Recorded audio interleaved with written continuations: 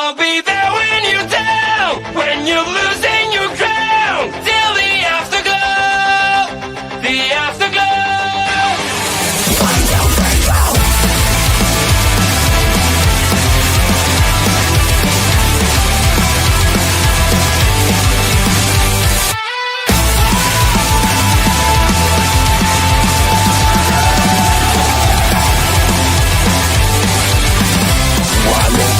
Fading away, you look so great when you gotta shine. One more part of you is gone now, as you keep smiling at the crowd. Pressure is your best enemy, spotlights show what I wanna see. Sometimes it feels like you're under attack, you just can't break free. I'll be there when you're down, when you're losing your crown, till the afterglow, the afterglow. I'll be there when you fall, when you're losing it all, in the afterglow, in the afterglow. Whoa!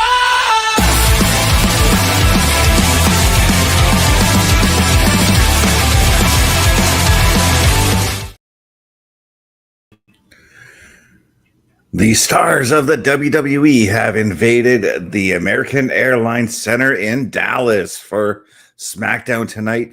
But right now, I am invading your devices as we are going to be doing the SmackDown security detail. Ladies and gentlemen, my name is Chris Best. We've got some qualifying action tonight. Cody Rhodes, Fatu, Sami Zayn, all qualifying for that Elimination Chamber in Chicago. Alexa Bliss is in the house too. She's also in qualifying action with Giulia and Zelina.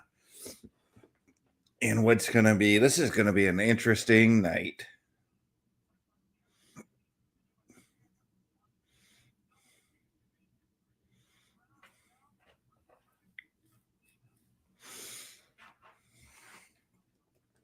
I'm very intrigued with these qualifier matches because, as I said last week, when it comes to the male qualifiers, I don't know who's going to win. I don't have a pick.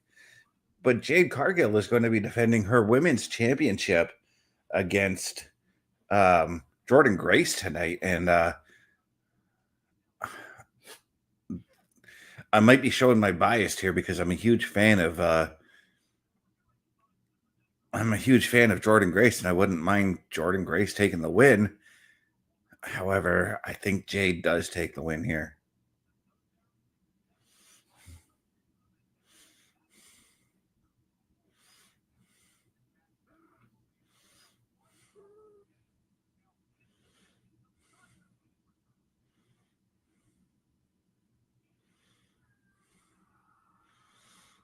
And right now it is Tiffy time as Tiffany Stratton is making her way out to the ring right now.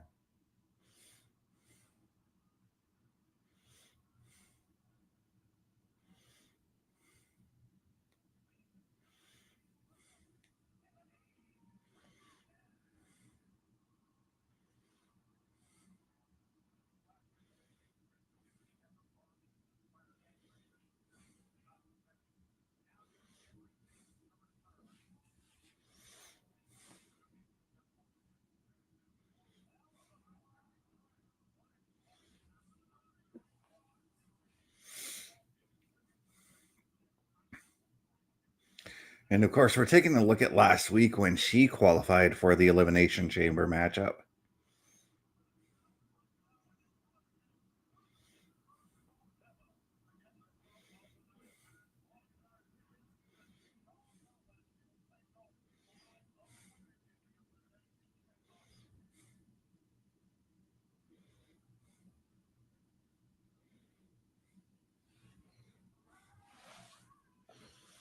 All right, let's listen in on what Tiffy has to say.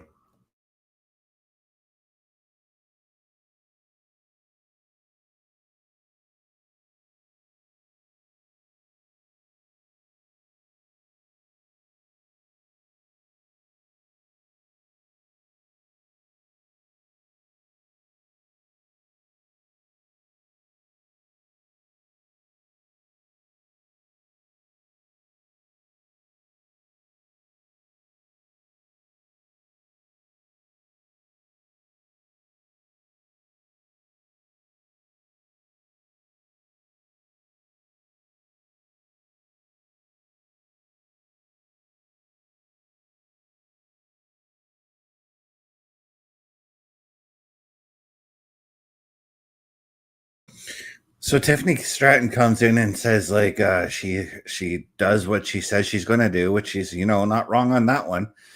And then she goes and says, "I get a feeling that WWE Women's Championship misses me." And now Nia Jax and Lash Legend are coming out, and they are dressed up in their Valentine's finest. And I mean, this is Valentine's Day Eve, I guess you could say. But now I'm curious about what Nia has to say here.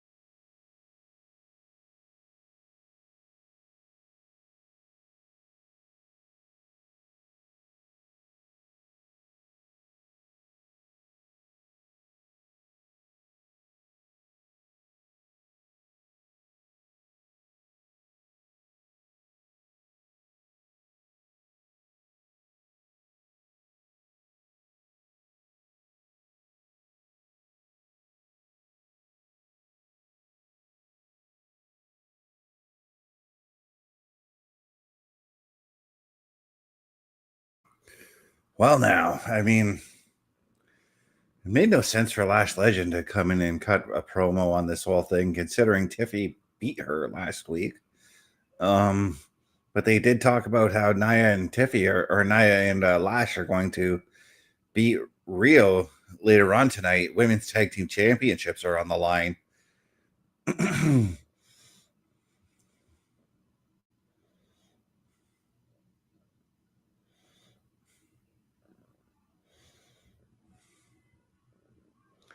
But Nia has been announced for one of the Elimination Chamber matches or qualifiers next week. But now Rhea's got the mic, and let's hear what she's got to say.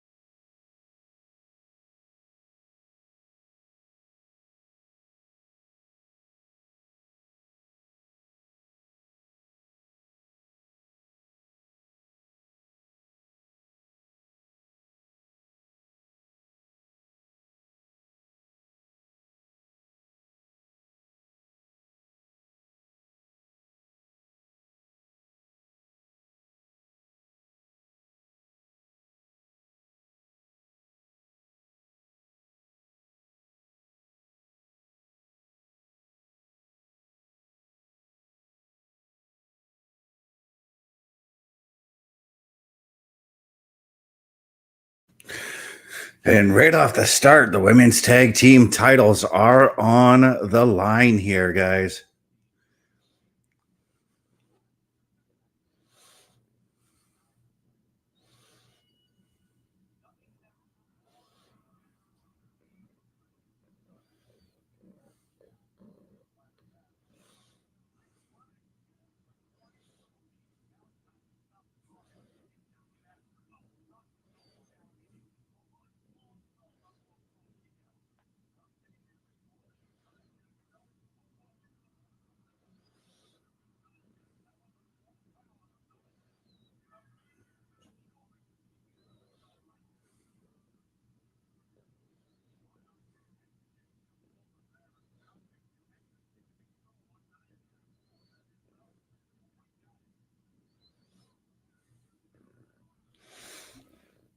And now Naya just toying with Io Sky here.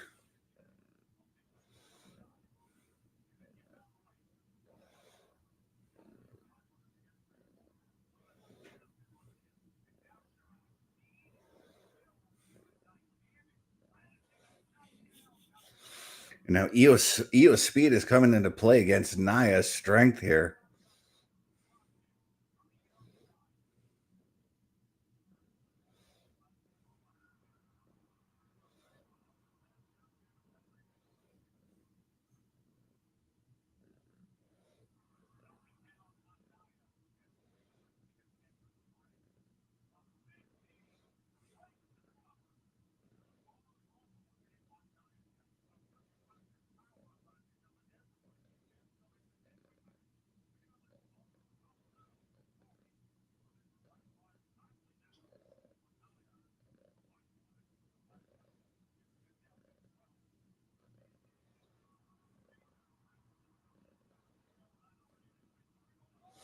Oh man, that Asai moonsault of Io Sky just so beautifully done.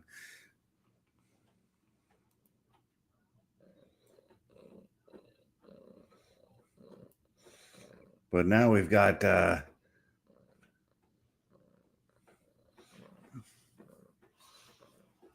to figure out. Oh, they're trying to get Naya back into the ring now.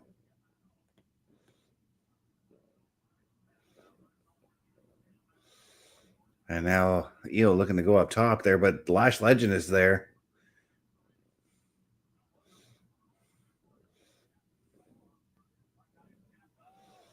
Oh, Naya with a devastating Samoan drop.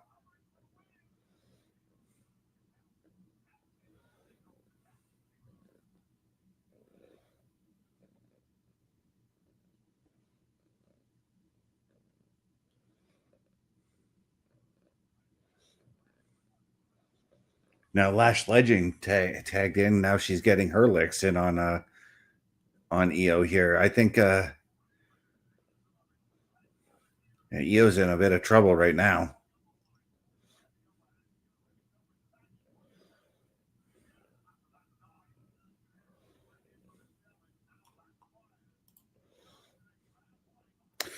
We got Bubba coming in saying, "Hey, bro, how's it going? It's going good.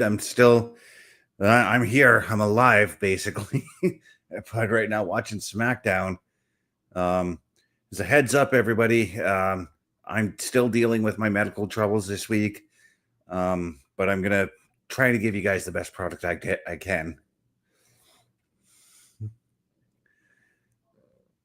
And Io just getting beat on by Lash Legend right now.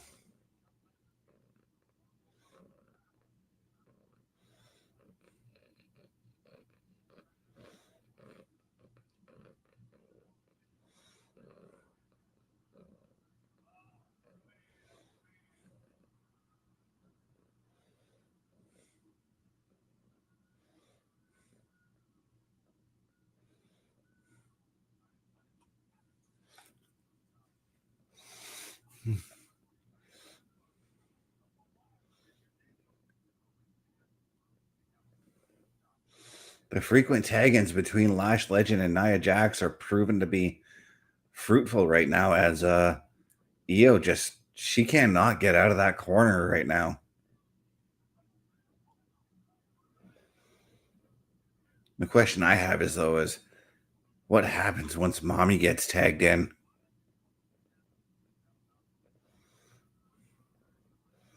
You know she's got to be itching to get in that ring right now.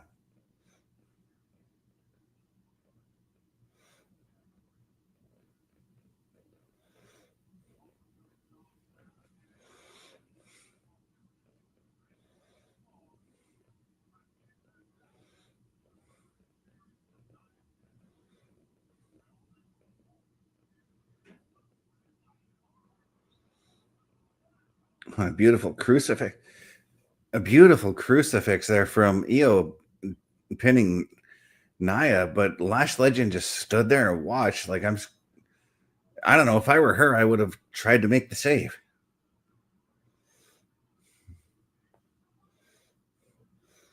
And as Io was trying to make the tag, Lash ended up getting knocked out of the ring after the pinfall, but Io went to go make the tag. She got up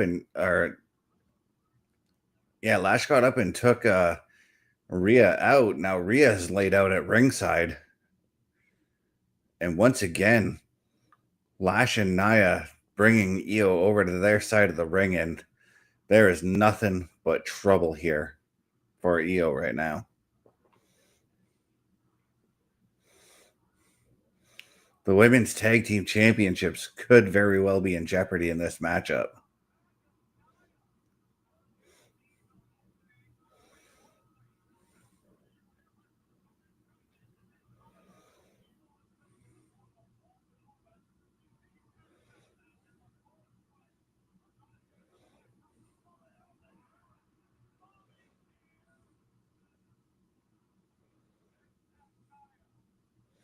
But now, Mommy finally getting the tag, and now we've got Lash and Rhea Ripley battling in the middle of the ring. You know, this is a match I wouldn't mind seeing in a one-on-one sense. I mean, we've seen Rhea and Nia go at it one-on-one, but I think Lash, it'd be a good rub for Lash if her and Rhea had a one-on-one matchup.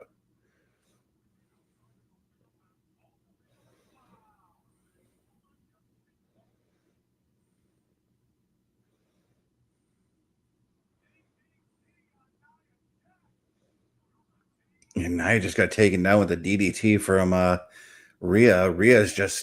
She's kind of a ball of fire right now. And now tagging Io back in as Nia was looking for the Riptide. I mean, Rhea was looking for the Riptide.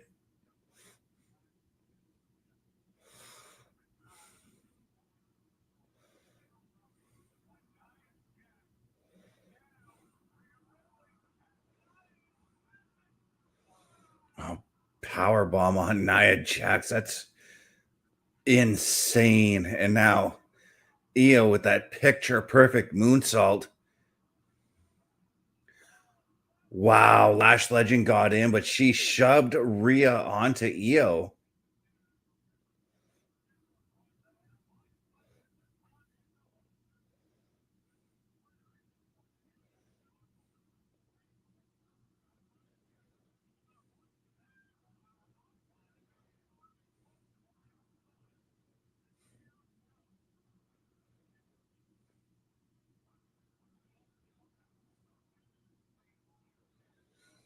But oh, geez, Lash is just smashing Io over the head or over the commentator's table, and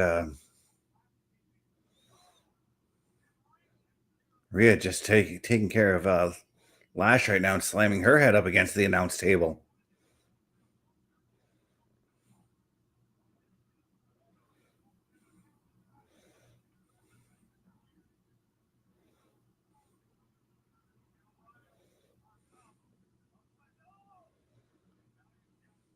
Oh, Nia Jax took out Rhea.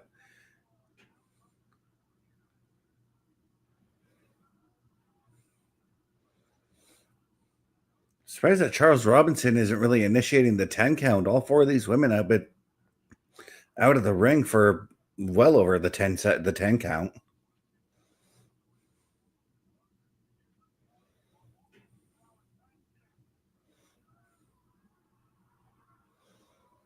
Uh-oh, now they're looking for a table.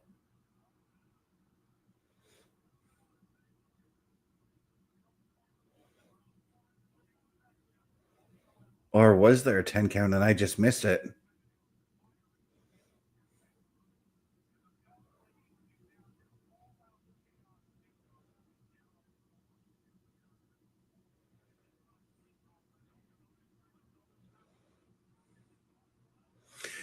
Yeah, I kind of figured that. I didn't hear the bell ring, so.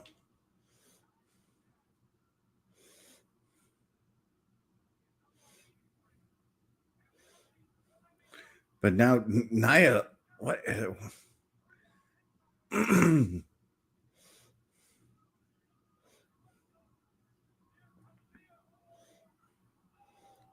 Oh, damn.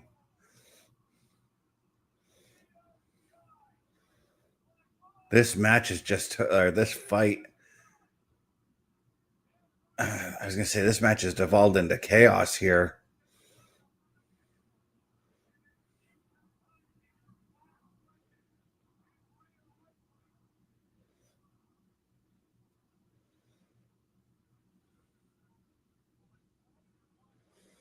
And here come a whole bunch of referees and trainers to check on all four women.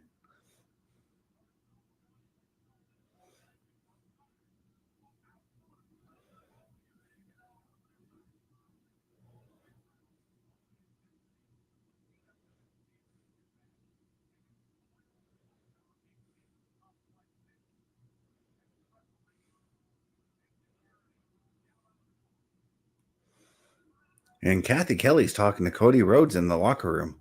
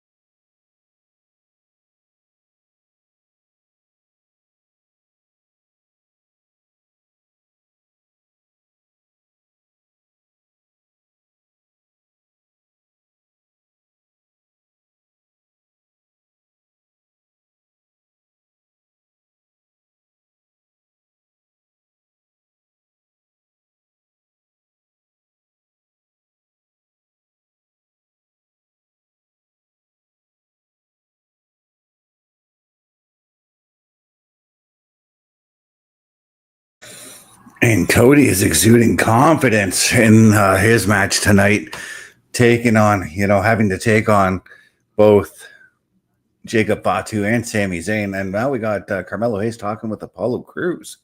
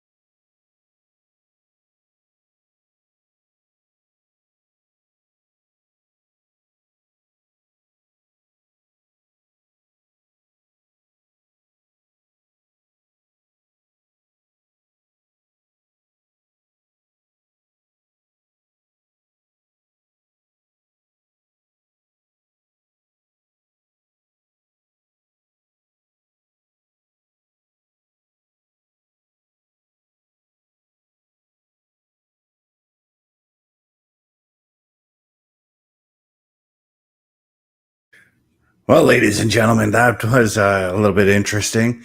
As I said, Mello was talking with Matt Cardona and and Apollo Crews about how the U.S. title open challenge is always open, but just for tonight it's closed. He then comes across the Miz, who says the Miz is going to beat respect into him, blah blah blah. And curious as to what Mello has got coming up next, but I digress on that one.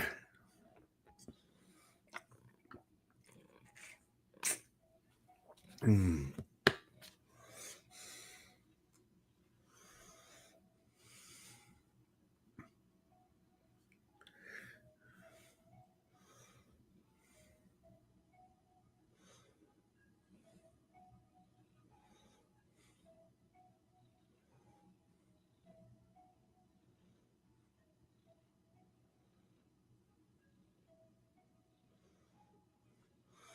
Ladies and gentlemen, though, we are going to take ourselves a quick commercial break. The Turnbuckle Studios store is open for you 24 hours a day, 7 days a week. Get the merch and represent the best from the shows you watch on a weekly basis. Multiple styles to choose from with over 10 products available. Don't get left out and pick up all your favorites today. Find us at turnbucklestudios.org. That's right, ladies and gentlemen. Turnbucklestudios.org is your home for the Turnbuckle Affiliation Program. Head on over to our shop, support your favorite shows, support your favorite podcasters, wear what we wear. All of the proceeds come back into our studios to bring you a better experience. Turnbucklestudios.org, your home for the Turnbuckle Affiliation Program. And of course, as you heard or may have seen, OMD is now in the house. OMD, what have you caught so far? I literally just saw the Carmelo Hayes interaction with Matt Cardona, Apollo Crews, and then The Miz. Okay, so you missed the women's tag team title match and the opening promo. Yes. Yes, I got delayed by a couple of minutes at work thanks to a last-minute customer then putting me behind on what I was trying to finish.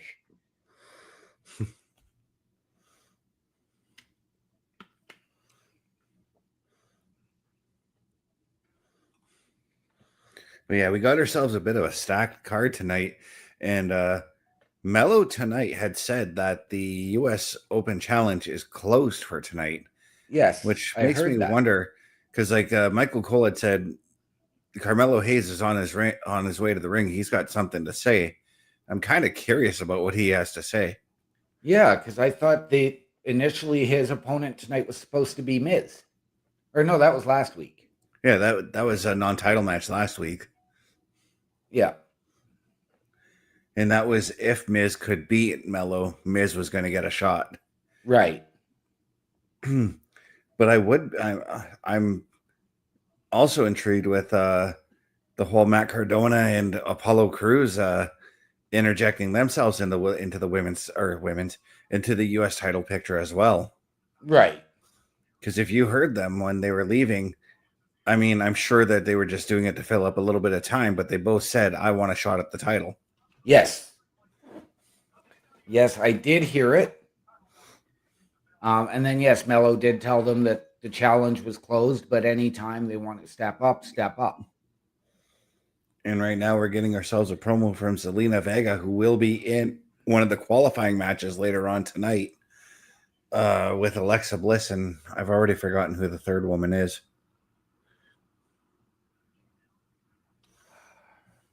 It's not Naya, is it? No, Naya already wrestled.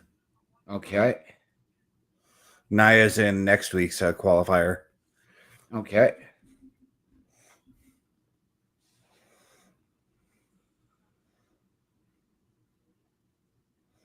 Oh, Giulia. Oh, nice. Oh, yes. Yeah. There's a part of me, though, that I'm going to go out on a limb here, and I think Zelina is going to win. I think so, too. Because you do have both Giulia and Alexa who are feuding as to who is going to challenge for the World Tag Team Championships. And I guarantee you they were watching the women's tag title match earlier tonight with close eyes. Absolutely.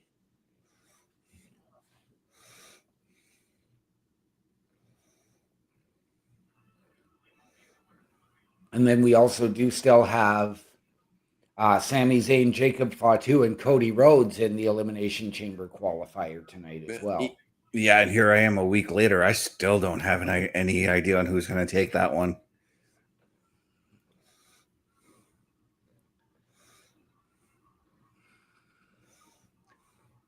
I'm going to go with Sami Zayn. I've been going back and forth on just thinking up all kinds of scenarios, but I could see Sami Zayn doing it and then Sami Zayn winning the chamber and getting a title match at WrestleMania still. Right. See, I can see Sami winning it. I don't see Sami winning the chamber. But I think that with what is going on here between Cody and Jacob Fatu, I think that that's going to be their focus, is each other. Yeah, not to mention, I got to assume that Drew McIntyre has a vested interest in that matchup as well. Absolutely, he does. And Drew has no reason to go after Sami in this one because he just beat Sami at the Rumble. And well, let's listen in on Mello here. He's got the mic.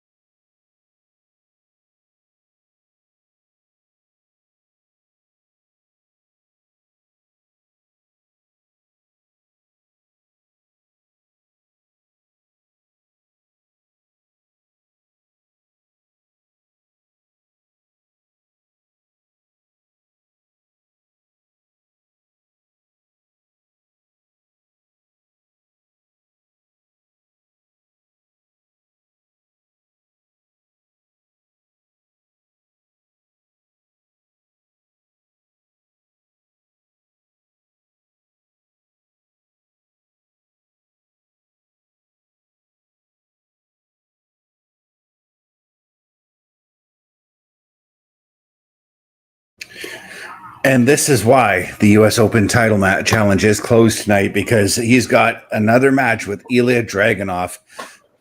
He made this promise a couple weeks ago to Yes, Ilya. he did. But he's also said that Mello don't miss because he's throwing himself into the qualifier matches Yes. for the Elimination Chamber. Yes, he wanted to shoot his shot for WrestleMania and say, why not go big or go home? Mm-hmm. So hats off to Mello. Full credit to him living up to his word, saying, yes, Ilya, come get me. And then saying next week he's going to shoot to qualify for the chamber. So be interesting to see who he is going at, who he's up against to qualify. Solo's on his way to the ring.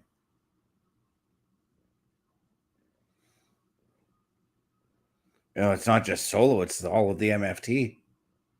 Yes, this is intriguing.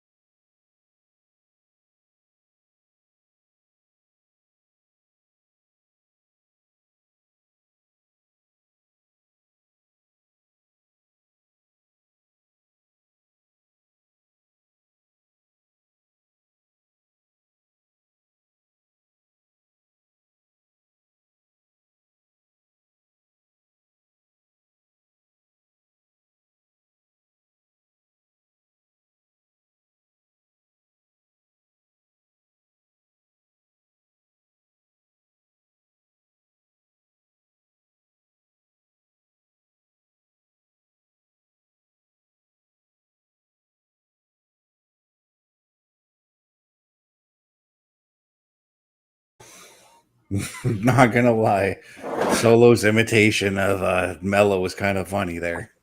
Yep, it was. But now the MFTs are just destroying. They are.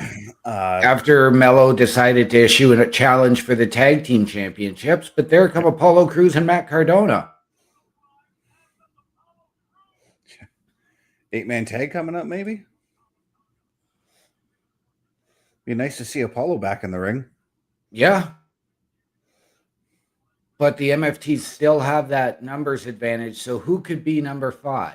I don't know. Maybe now it's going to be a 10-man tag as Nakamura's coming out. Nakamura has had his issues over the last few weeks, especially with Tama Tonga. Yes, he has.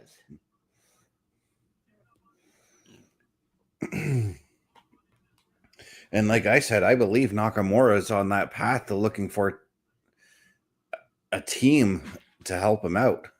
Yeah. I think we are going to get ourselves a 10-man tag as the referee for the U.S. title match is still out there. And there's Nick Aldis.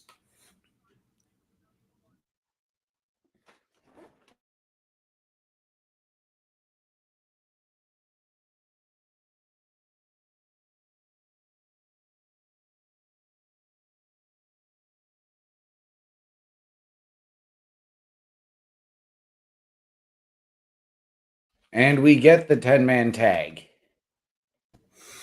Yeah, we do.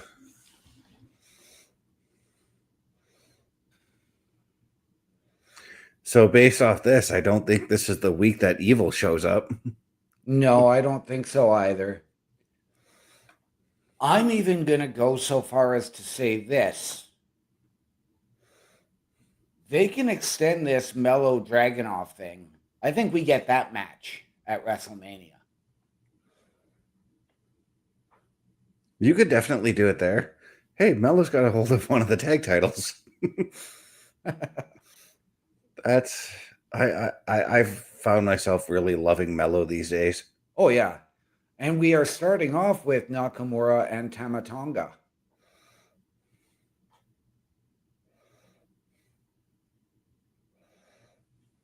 Looks like some of Tama Tonga's face paint rubbed off on Nakamura when Nakamura headbutted him earlier. Yep.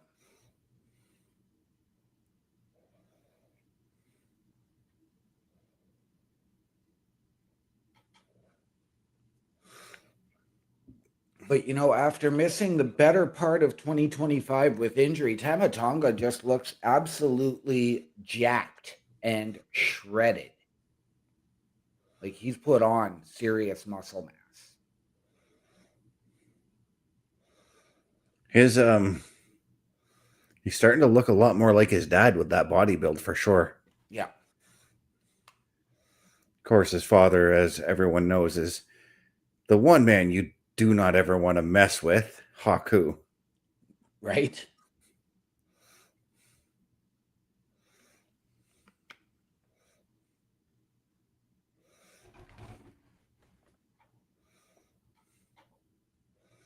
He's the one man you would want on your side.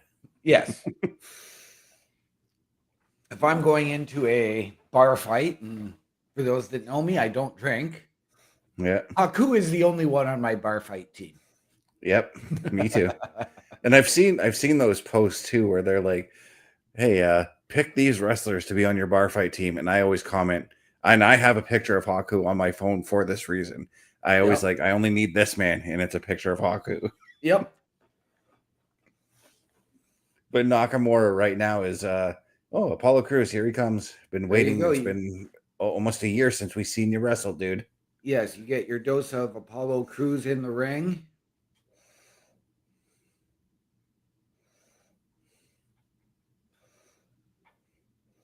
And the impressive strength of JC Mateo. Yes. I still want to call him Jeff Cobb every once in a while. Oh, you and me both. There's that beautiful drop kick from Apollo Crews. You tend to forget just how athletic Apollo Crews is when you look at his build. I mean, the dudes, you talked about Tama Tonga being jacked. Apollo Crews is looking jacked as well. Oh, yes, he is.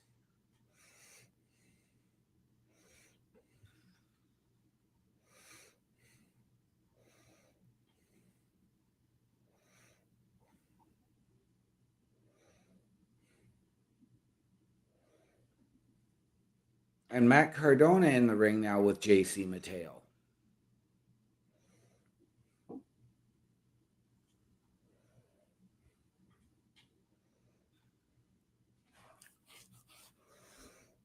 And now Tongaloa tagged in for the MFTs.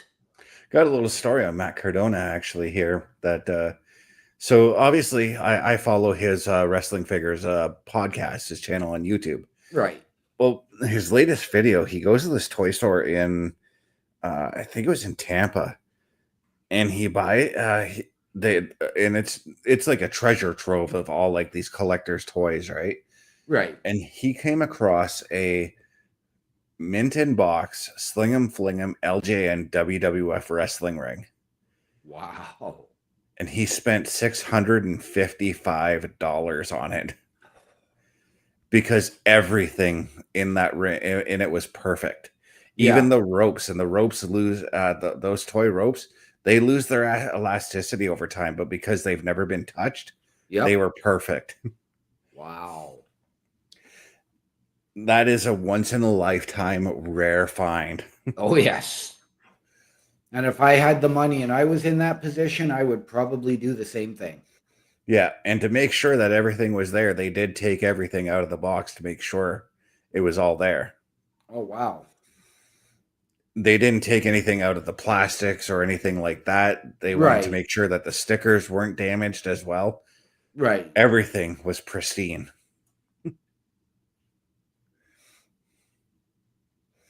Talatonga appeared to have a little bit of issue climbing over the ropes to get in the ring now as he's wailing away on good old Matt Cardona. You know, when it comes to Talatonga, I'm glad I was wrong about him because every time a new giant comes to the WWE, I'm always worried about their in-ring. Right. And I've known Tala's in-ring in Japan, in New Japan. I was worried about how it would translate over to the WWE. Right. And I'm so glad that it's translated well. See, I watched Tala a little bit in New Japan, but I did pay attention when he was wrestling in TNA for a little bit, as well as Ring of Honor. Mm-hmm. And I always just found him at that time to be too tall and lanky and not built enough. Like, I just found him to be too tall and skinny. There was a lot that really reminded him of Shanky, for those that remember Shanky. One thing I will give when it comes to Shanky is the guy had charisma. Yes. But like when I mean like worried about giants that are coming in, I think of like giants who couldn't move all that well. Giant Gonzalez, Great Khali, you know? Yep.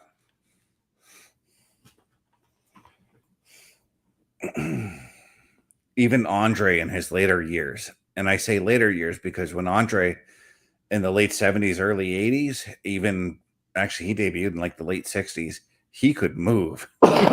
Yes, he could. I found training footage of Andre the Giant where he was throwing drop kicks, people. Right?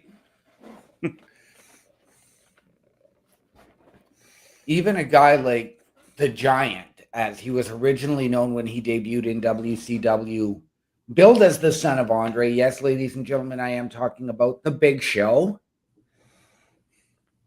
He couldn't move all that well, and then all of a sudden you'd start seeing him pull out the rare drop kick.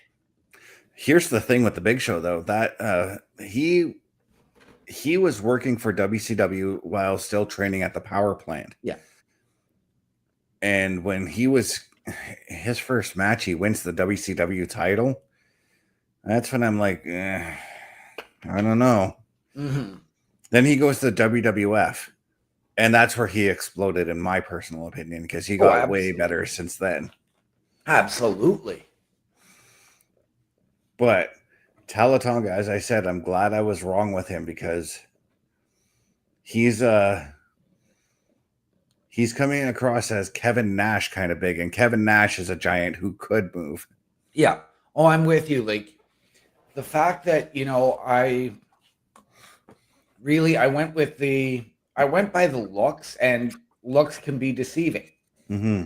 Now that he has added some muscle and really learned his craft, not just from New Japan, but also from his family, from his time in TNA, and has really learned how to work, I appreciate him a whole lot more.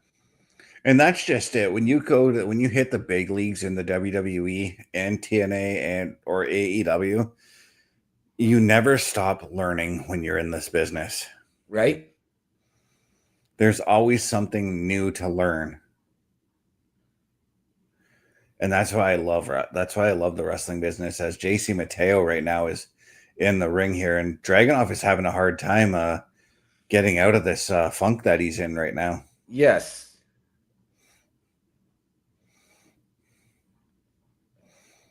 Mello hasn't been in the ring yet, has he?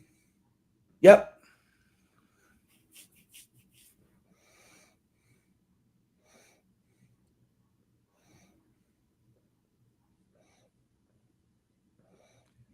And let's not forget, there is history going back to NXT between Mello and Solo over the NXT North American Championship. Yes, there is.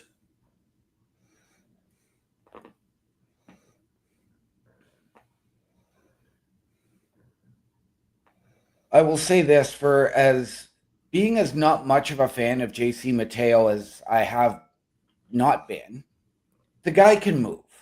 And he has improved a lot from what I saw early on in Ring of Honor and even going to New Japan as part of United Empire. Yeah, and even when it comes to JC Mateo, I see, and I've pointed this out with Bronson Reed several times, I see a lot of Bam Bam Bigelow and Vader in JC Mateo as well, with the agility. See, I didn't see that part with JC Mateo. What I saw a lot with JC, and was two guys who I've always found to be far superior, was a lot of Samoa Joe and a lot of Taz. Now, see, I get the Samoa Joe stuff from Solo, because Samoa Joe can get just as cocky, Yep. as Solo does. Yes. But let's not forget as well that JC Mateo is a former U.S. Olympian. Yes, he is. Speaking of the Olympics, congratulations go out to Team Canada for winning the curling game today against Sweden, and congratulations go out to Team Canada for beating Switzerland in hockey today. Yes, I watched the game at work. I watched that game. I watched the who was it? Italy and France, I believe, played today. Yeah.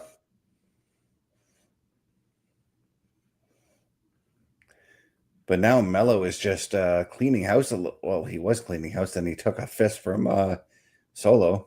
Yes.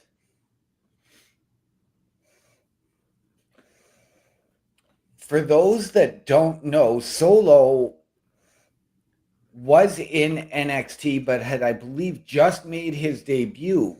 No, he hadn't. He'd shown back up in NXT, took the NXT North American Championship from a heel Mello, and then Solo made his debut at Clash at the Castle. Well, I thought Zack Ryder was going to eat a... Oh, jeez. Yes. And then Solo was stripped of the NXT North American Championship because he wasn't on that brand anymore. Yeah, but Zack Ryder, just that clothesline just took Zack's head off, and now... Yes, it did. But now you're getting Dragunov and Mello versus Tala.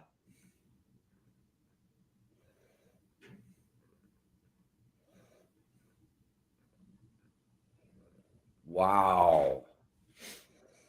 Now, I was going to say, do we see the Wyatt Six show up to create that distraction for the MFTs?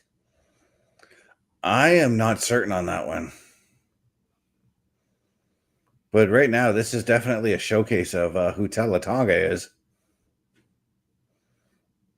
Yes, and how many men, and then just how many men it's going to take him down. And it's taken the entire team. The entire opposing team to take him down. And they're still trying to take him down. Right? Now, I know it's past. Was it a missed opportunity on WWE's part to only put Solo in the Royal Rumble for the MFTs instead of adding a guy like Tala, especially when you had a Brock Lesnar, an Oba Femi, a Bronson Reed, all of those guys in there? I don't think so. I didn't need. I came to the conclusion after that match that I don't think I needed all those stables that I thought were going to show up. Right. And you also forget to mention the one powerhouse in Royce Keys, who, by the way, for given all the rumors, he has not been fired from the WWE. Everybody who's saying this online, no, he hasn't. So the rumor going around is that he was fired because he lied about his age. Yes. The first 48 to Mello. Solo, but yeah. Meant to say from Mello. Yeah. Oh, and that was, I think he just connected the spike.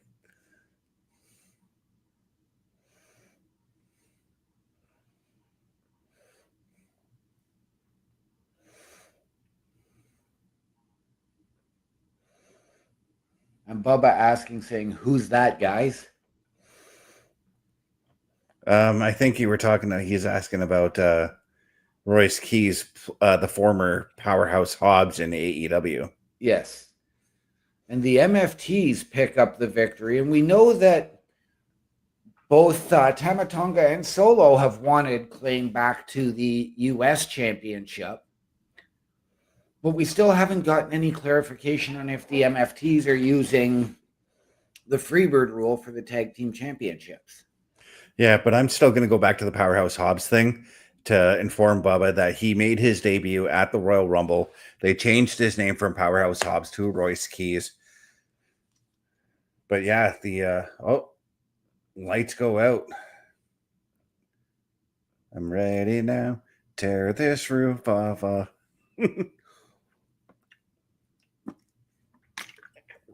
And there they are, the Wyatt Six. Yes.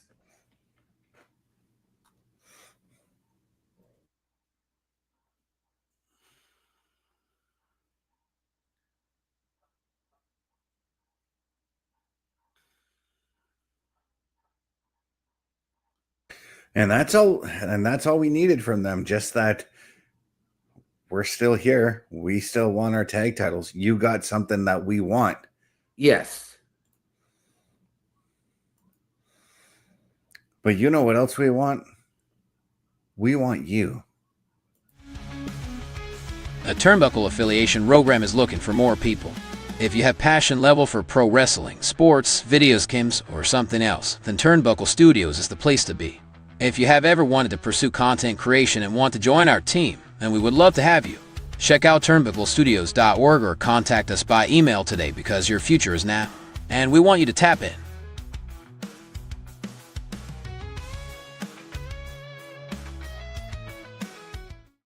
And ladies and gentlemen, if you have ever wanted your break in podcasting, content creation, a potential collaboration, or just to help us out behind the scenes, turnbucklestudios.org is the place to be for the Turnbuckle Affiliation Program.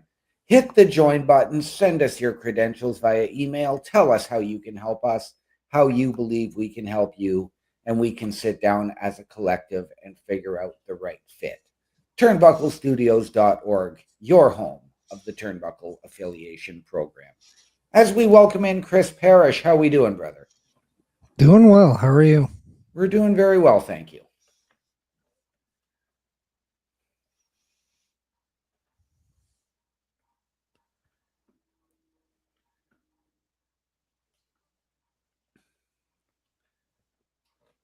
As we did just see an interaction between Charlotte and Alexa, though I didn't get to hear what they were saying. It looked like Charlotte was trying to make a peace offering with an autographed photo of herself to Alexa. And some flowers.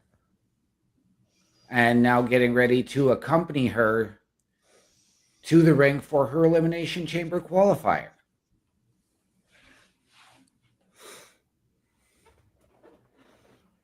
Yeah, and OMD and I gave our thoughts on who we think could take the win. But Parrish, I'd like to know who you think could take the win. In the triple threat match, Yes. I hope Giulia wins. Okay. I say that because I kind of want to keep Charlotte and Alexa in the tag team division right now. And clearly, you're not going to have Giulia defend the United States Championship at Elimination Chamber. So Mhm. why don't you have the representation of Giulia as a champion inside the chamber match? That way, if she isn't going to win and somebody does defeat her, that could lead to a future United States Championship match, feud, somewhere along that line. Yeah.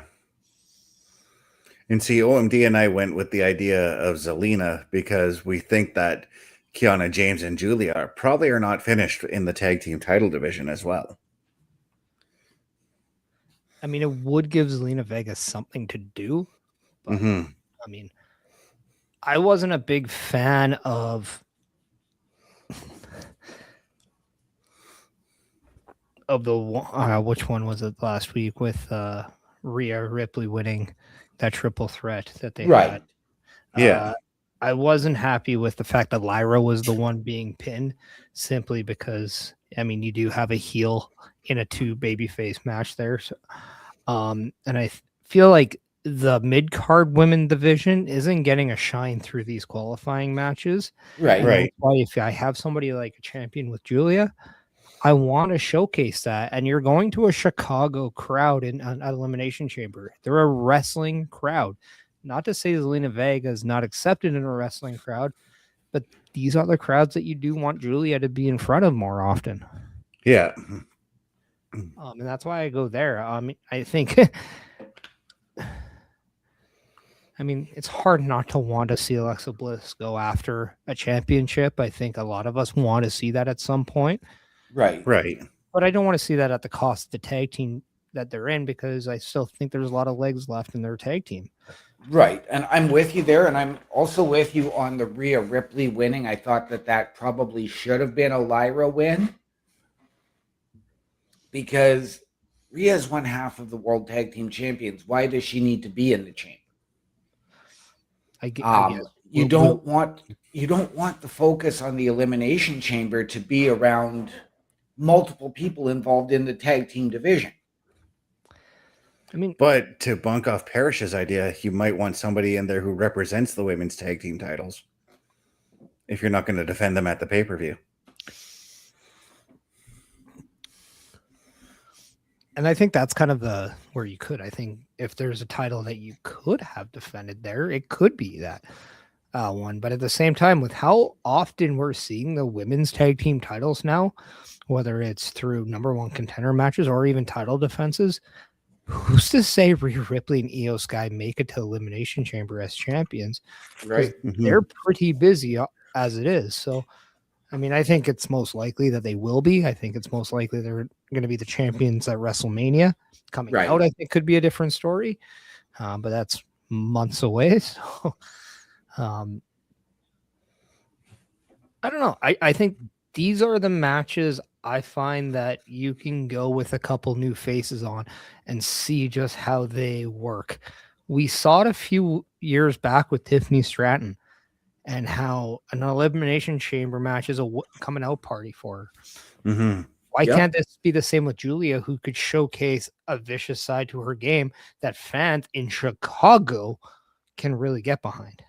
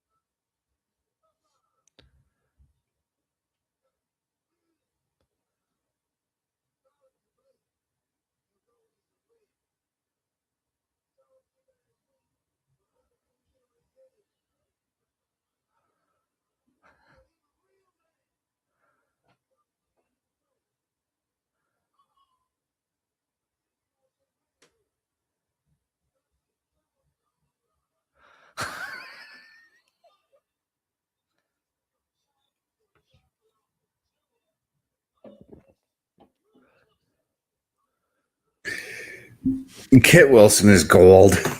Kit Wilson with R-Truth is gold. Yeah. I kind of want to see a match between those two now, or at least maybe them have a tag team or something. Right?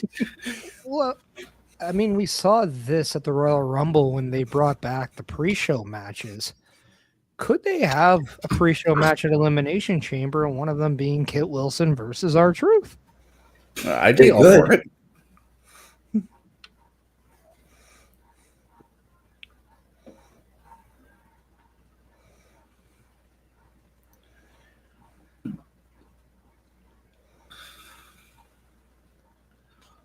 One thing we are seeing with a lot of these Elimination Chamber qualifiers, because there is so much focus on the women's tag team titles, when one half of a tag team doesn't qualify, the other half of that tag team is in the qualifying match the following week. We see it. I mean, we got Rhea qualifying. We know that Io is in this coming Mondays. We saw it with Charlotte last week. Yeah. Yeah. Lyra on Monday got pinned. We've got Bailey going into this Mondays. So why wouldn't you just instead put the tag team championships on the line? Well, that's where I thought we could go with the Elimination Chambers, have a six women team Elimination Chamber for the women's tag titles. Yeah. I mean, I have stated in the past that I think it's time we get away with a number one contender Elimination Chamber match and we start putting championships on the line. Yeah. With everyone surrounding Drew McIntyre's championship, why couldn't you have Drew McIntyre defend the championship inside Elimination Chamber? Right. And that's something that we got away from because the chamber used to be all about that title. Let's not forget the original one was for the World Heavyweight Championship. Yes.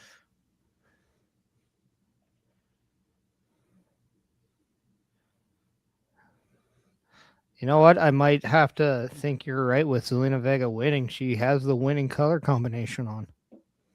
She does.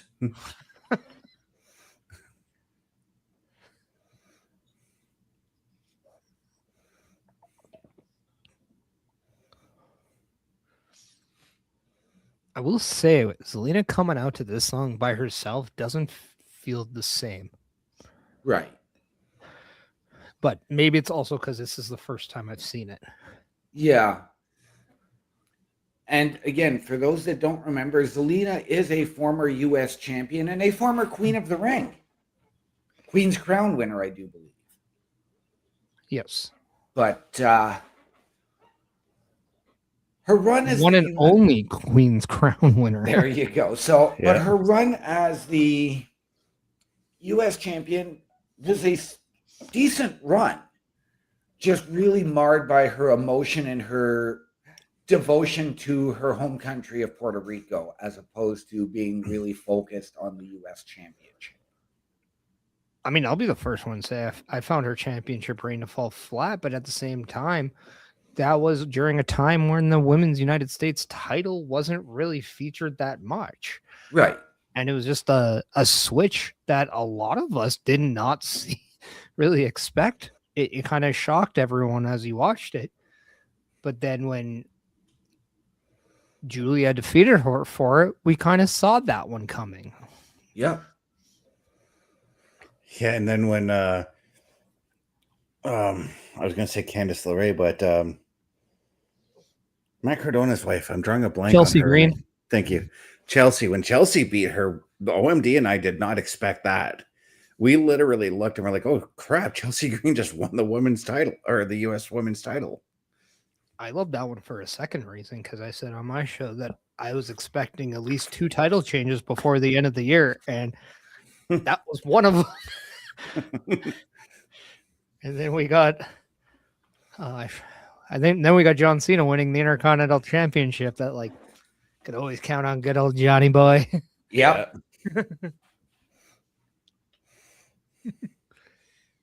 Made me an honest man, and I appreciate you, Jonathan.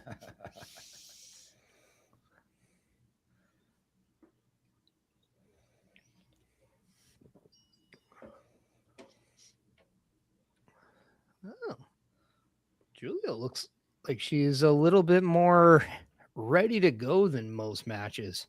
Yeah. We could say phrases like pep in the step or just. Now, I'm going to suggest this. In terms of qualifying matches, we are looking for a winner. Yes. I wouldn't mind if some of these matches were more elimination style. Yeah. It would add to the drama of the match itself. And it would also give you a kind of a representation of what the Elimination Chamber is, and that is in itself an elimination style type match. So what I wouldn't mind, and preps the people involved to start being strategic. what I wouldn't mind either, and like we've seen this over the last couple of years, is we get a lot of these triple threats and four-way tournaments. I'd like to see it go back to a one-on-one, and you build up to you get your two, or your, you get down to your bottom six. So you take your 12 from SmackDown, you get 6 winners, 3 of them are going to qualify for the chamber. Same on Raw, as opposed to doing these triple threats.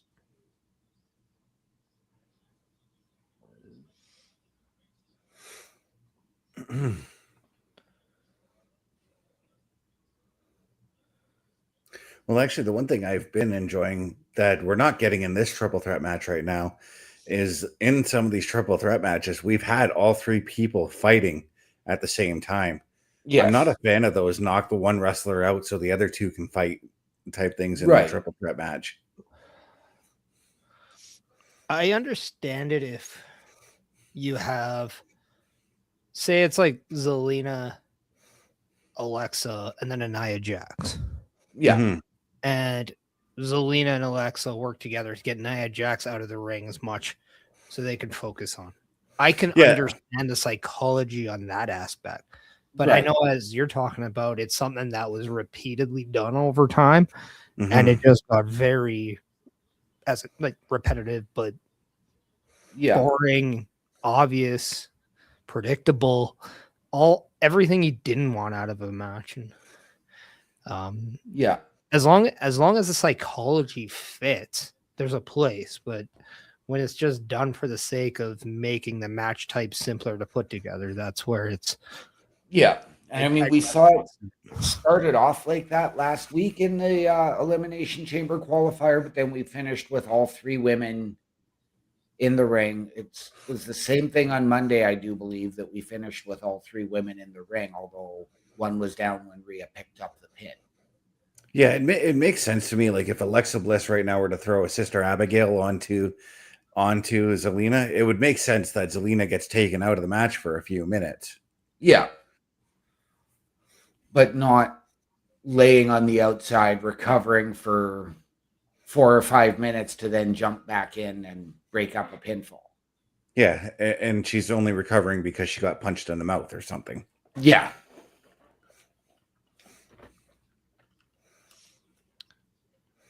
I do want to point out what Zelina Vega has just done. She did go for kind of a 619 Ash type stranglehold on Alexa Bliss. And with her, I find if she doesn't go full speed on the move, it looks very clunky. Mm-hmm. But then what she was able to do is she put Alexa in just a nice little chin lock after, and she beat the crowd. And I kind of want to see her do more of that because I think it adds more into her character, but it also simplifies the match and makes her a better heel. Yeah. This making a move look pretty doesn't need to happen. No. And you save the set. Like, if the move is clunky in itself, you're losing momentum of your flow anyway. So you might as well just cut it out and keep everything a little bit simple and make it more effective. Yeah. Yeah, make it look like if you've messed up, just make it look like you're going for another maneuver. Well, the idea is not to mess up or even make it look like you did. But I'm just thinking like it's better for her now to work on the slowing the pace down.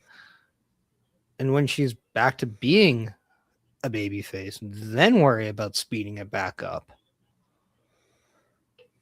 Because do you remember when Randy Orton was a baby face when he first started? He had that quick pace. Then he started becoming a heel. He slowed everything down. And then now, even as a baby face, knowing the speed difference makes him just more of a violent threat inside the ring. And I think those are little qualities that Zelina Vega could really use right now to be a more efficient heel. Yes. Mm-hmm.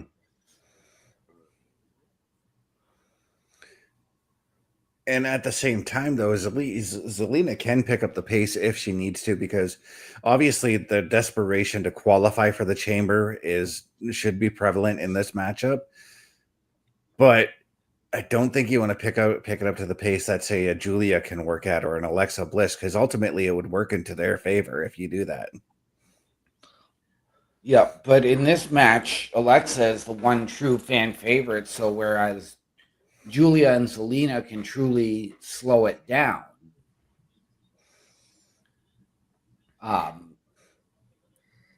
you want Alexa to be able to fire back up here in a few minutes and pick the pace of the match back up.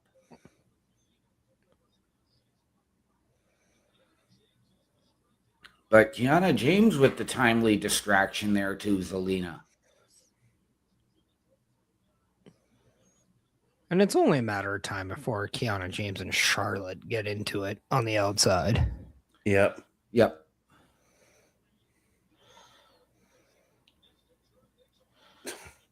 And Giulia with a double underhook superplex. Beautifully done. Yes. And there we go with Charlotte, or with Alexa picking up the pace, just as we said. I was going to say, also known as a butterfly suplex.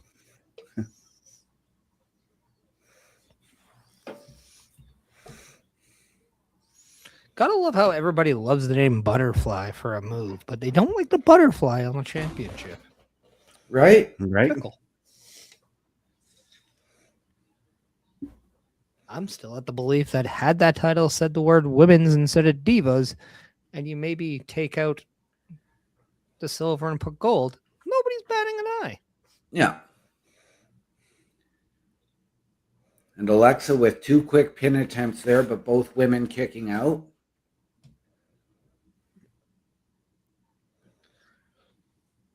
Well, and that's what you want to see out of the baby face here. And Alexa, you want to see that attempt to win.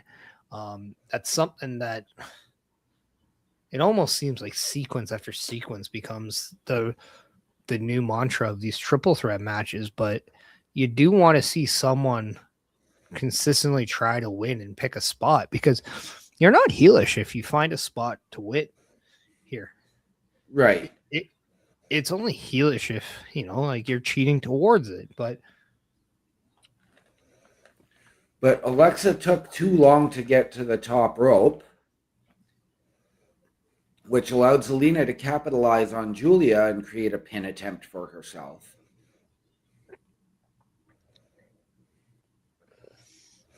I was going to say they're still not focused on Alexa on the top rope, but she's resting in the corner there. She is crumpled down in the corner until now.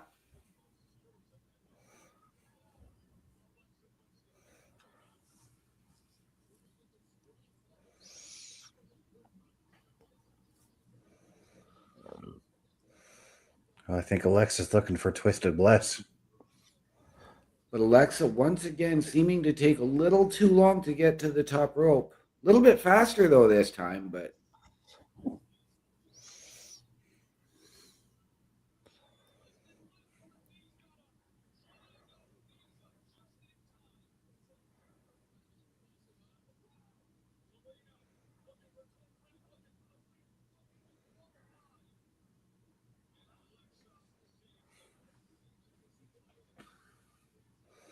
Zelina couldn't quite get all of the code red there.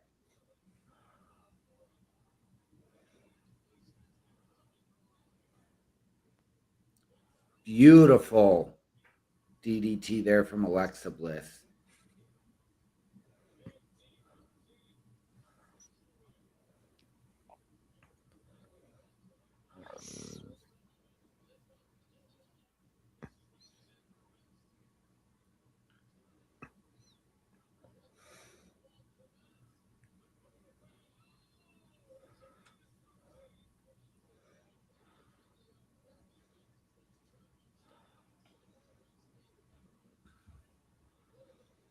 Charlotte on the far side checking on Alexa. There's Kiana James back up on the apron looking to provide a distraction. Well, I think that fish he just took would be distraction enough. Oh, I guess not. Zelina got smart there. Yes, she did.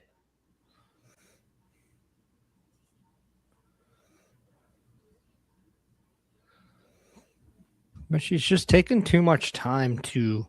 Yeah. And that's why. And Yep. Sister Abigail DDT.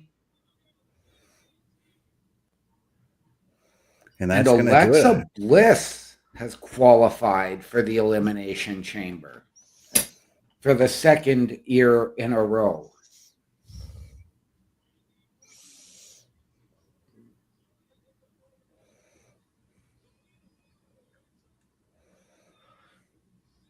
she joins Tiffany Stratton and Rhea Ripley, who have already qualified, which means, are they setting out the next three possibly being heels qualifying, as we now have three baby faces in the match?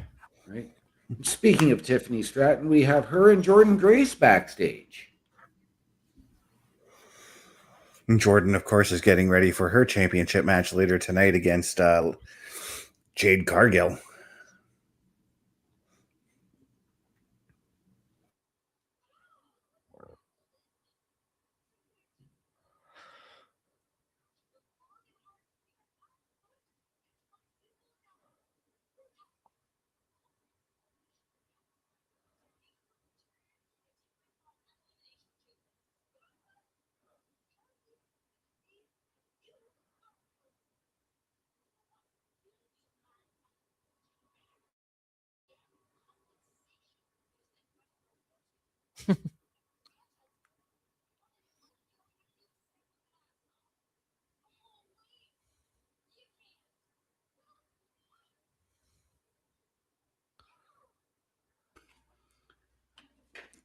Chelsea Green rolling in with a broken foot, demanding an apology from Tiffany Stratton, but not getting it.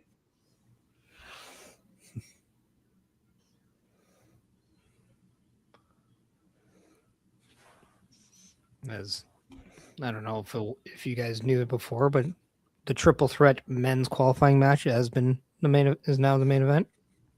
Well, that's what we expected. See, I'm not gonna lie, I'm kind of upset that the women's championship match is not the main event. And I thought they were where you're coming from. I thought they were going to bookend the women's title matches because the opener was for the women's tag titles. Yes, and Xavier coming in, he made his presence felt at the end of Turnbuckle Talk on Tuesday with Carl Carafell and myself. So Xavier, great to see you here, but he says, hold up, Charlotte Flair looking good. Never thought he would say that.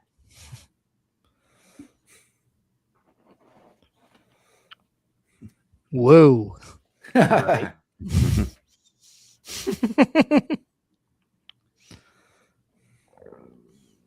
But ladies and gentlemen, as we are in a commercial break here, check out all of our great programming throughout the week. Turnbuckle Studios and the Turnbuckle Affiliation Program bring you the week of streams. All times are in Eastern Time. Monday nights you get the Locker Room Breakdown at 7 p.m., followed by the Raw Patrol at 8 p.m. Tuesday brings you the flagship show, Turnbuckle Talk, at 8:05 p.m. Wednesday we play games with the PlayStation Showcase at 8 p.m. Thursday we go TNA as we brace for Impact at 9 p.m. On Fridays, join us for the SmackDown Security Detail at 8 p.m. The weekend brings you Saturday Night Gaming at 8 p.m. On Sunday, be sure to catch the Chris Parrish podcast at 12:15 p.m. And later that night, we have the Bourse Nest at 8 p.m. Be part of the shows and join the chat every day. And please visit turnbucklestudios.org.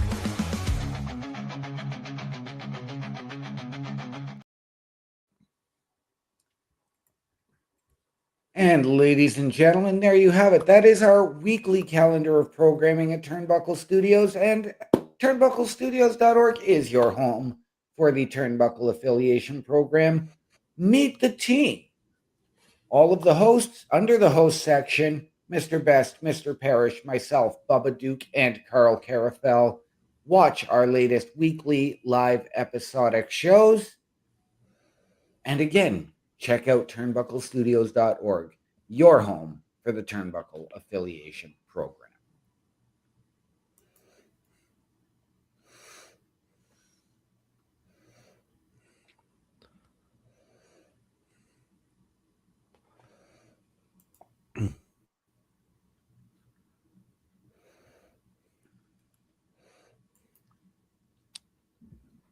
Now, who do you have winning the men's qualifying match?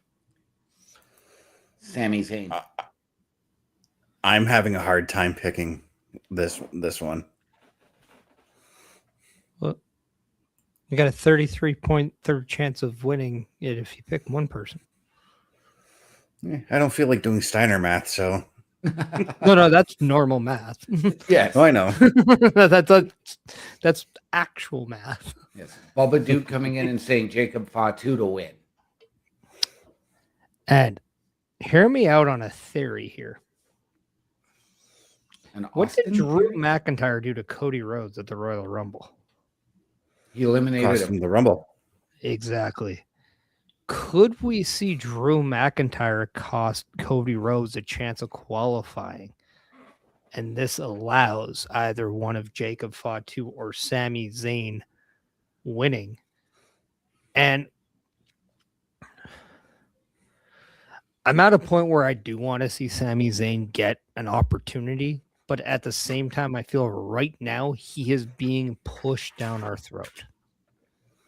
Okay. Just a little bit. And that's not how I like seeing Sami Zayn.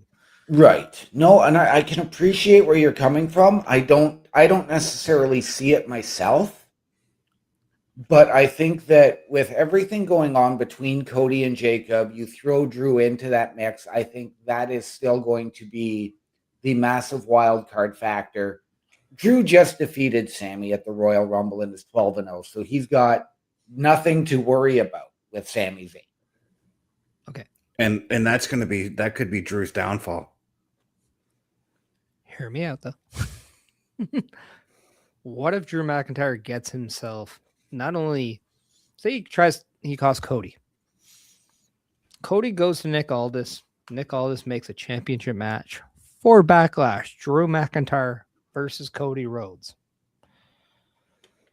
Say Jacob Fatu is the one who wins this Elimination Chamber qualifying match and goes on to Elimination Chamber in a match where he probably is just as dangerous as any and everyone else. And then we get a no contest out of Drew and Cody.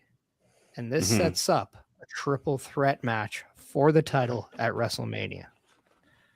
And that's where I thought I thought they were going to go anyways. Yeah, and that's really a lot of what I have been hearing as well. But depending on where we're at, because I'm going to say this, the night before the Elimination Chamber is where we are going to get our final qualifiers. So I do see Drew potentially taking out both Cody and Jacob in this match. Still going to set up that triple threat eventually for WrestleMania. But what happens if we get Cody and Jacob qualifying on Friday night, February 27th? Well, I don't think we really should be having a loser gets a second chance qualifier. I'm with you. I'm tired of them, but we also know that I'm going based off of SOP here, standard operating procedure. Well, But you tend to forget that there's 3 qualifying matches next week. There's 2 on Raw, 1 on SmackDown next week. Oh, I didn't know there was 2 on Raw. I know there's a women's and a men's. I mean, now can you enlighten maybe for the people who don't know what are the matches? I don't know because the wrestlers have just been announcing that they're in the matches. Who has announced that they're in the match? Because obviously Nia the SmackDown ones have Nia Jax and Io Sky are the only ones that have announced. I can't remember what they said for Raw though. I thought Io would be a Raw. Nia Raw, would be Raw was Bailey, Asuka, And Io. and Io. Yeah. I mean, I would But I love can't- to see Ilya Dragunov qualify for a spot. Right. Mhm. I would Oh, love Mello announced that he's in a qualifier next week too. What? The man on our screens right here, Trick Williams, you would think he'd be in a qualifying match. I 100% would put him in one. He has taken SmackDown by storm since arriving. Right. Yeah. Do we go to, and I'm going to throw this one out there, Trick versus Mello versus Ilya in a chamber qualifier? I would. And imagine if Trick Williams pins the United States champion to qualify. What would that say about where he stands for a championship match? And Well, he would still have to wait because the next promised championship match still is Ilya Dragunov. yes, but who did he just beat in this qualifying match that we're talking about? Ilya Dragunov, and he pins the champion. Yeah. Mm-hmm. So this championship match would then probably become a triple threat, no?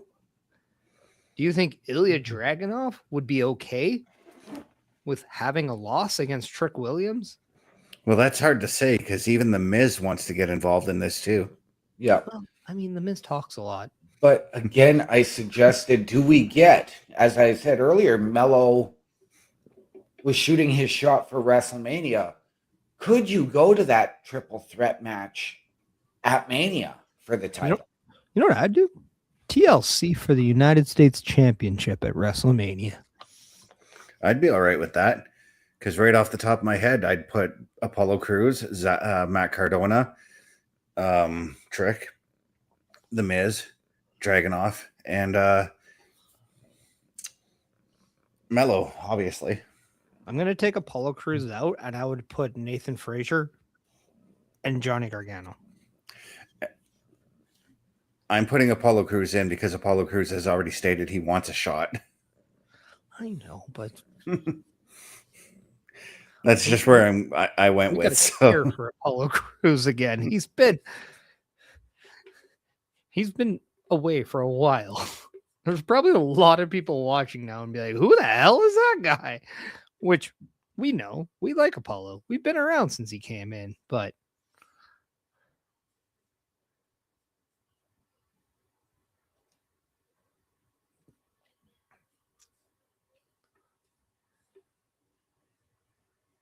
I will say, if he's going to call his feet lemon pepper steppers, maybe you should have a little bit of yellow instead of gold on that to show the lemon on your stepper.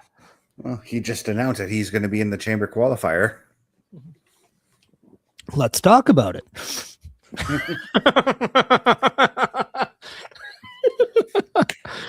Yep. I have a knack for doing that as soon as people are taking a swig.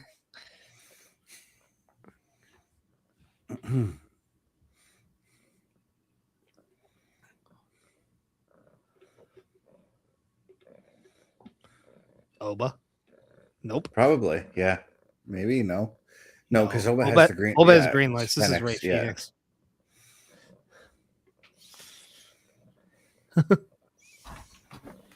We haven't seen Oba yet tonight. No, we haven't. We didn't see him on Monday either. So Well, I got a video package though on Raw. we Yeah, did. he did.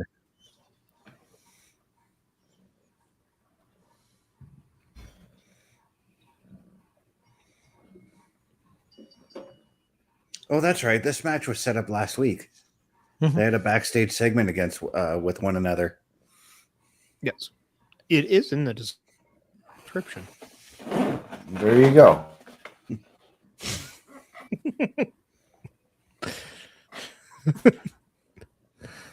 Didn't have time to read the description. Well, it even says Ray Fenix battles Trick William. Let's talk about it. There we go. Coming up next. This is going to be one heck of a match, though. Oh, yes, it will be. I would be stunned if Trick Williams doesn't pick up the win here, but at the same time, I wouldn't be against Ray Fenix squeaking out that surprise win because I don't think it really. I think it helps Ray Fenix more than it damages Trick Williams. Yeah. Right. Because I think at this point, even if Trick does take a loss, I don't think it hurts Trick. He has No, the it- gift of gab. And if you have the gift of gab in WWE, you always have an opportunity to talk yourself back up.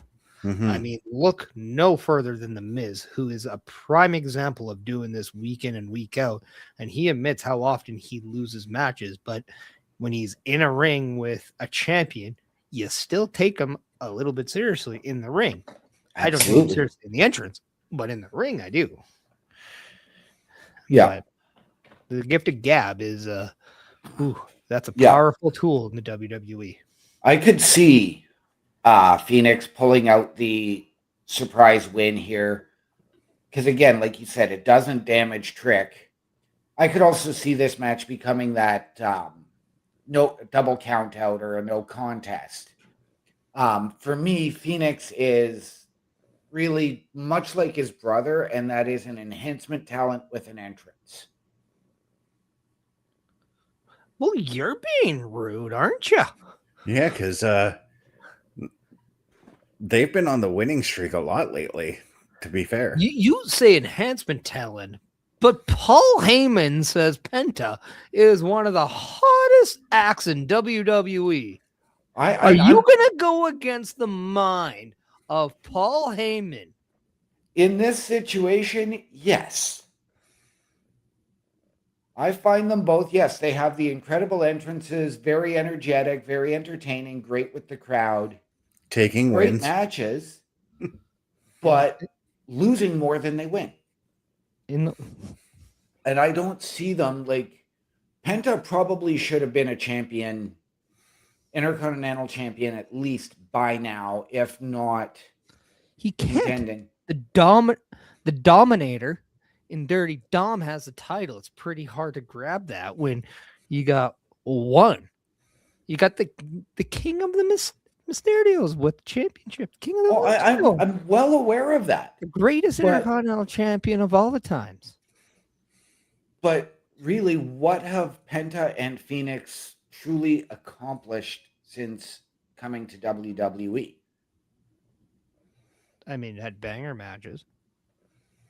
They've always stepped up to the plate when you needed somebody. They're always somebody that the fans can count on to make sure they're doing it the right and standing up for the right thing. They're people you can believe.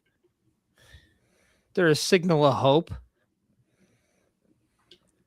I really don't see it from In the either words of of them. Kit Wilson, you're being a little toxic, my friend. It's time you take the horse blinders off of Wemdy.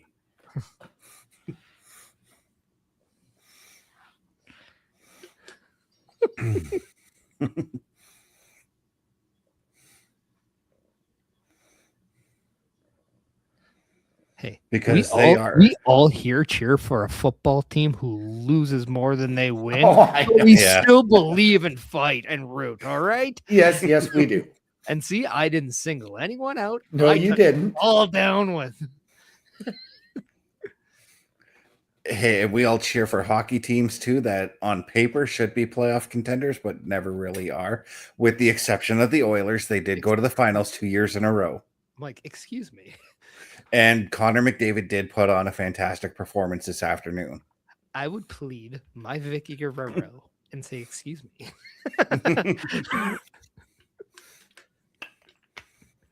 Okay, we all cheer for teams who choke in the playoffs in some way or another. I am not a Patriots fan. No, I know you're not. Nobody really should be. I mean, it's fair to be a Patriots fan. They were pretty dominant back then.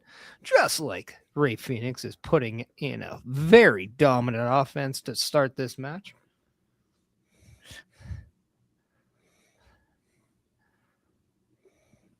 I will say, had the WWE still had a cruiserweight division, this is where I think Ray Phoenix would be just so much fun to watch. Imagine like a division where you have guys like Ray Phoenix, you have guys. I mean, you could put Dirty Dom, but he is 200 pounds. Yeah. So he could fit in if there's like the weight limit of 220 or 2, like I kind of do like that 205, 210 kind of thing. But at the same time, I also liked it better when Matt Hardy wasn't, it was the 220 thing. Right. But you have just about everyone in the LWO. Yeah. You'd have your Johnny Gargano, you have your Nathan Frazier, you have your Axiom. It's a very fun division. Yes. You could even have JD McDonough in there. Yep. You could throw Tozawa in there. Yeah. You can add the left or right leg of Otis, but that's all.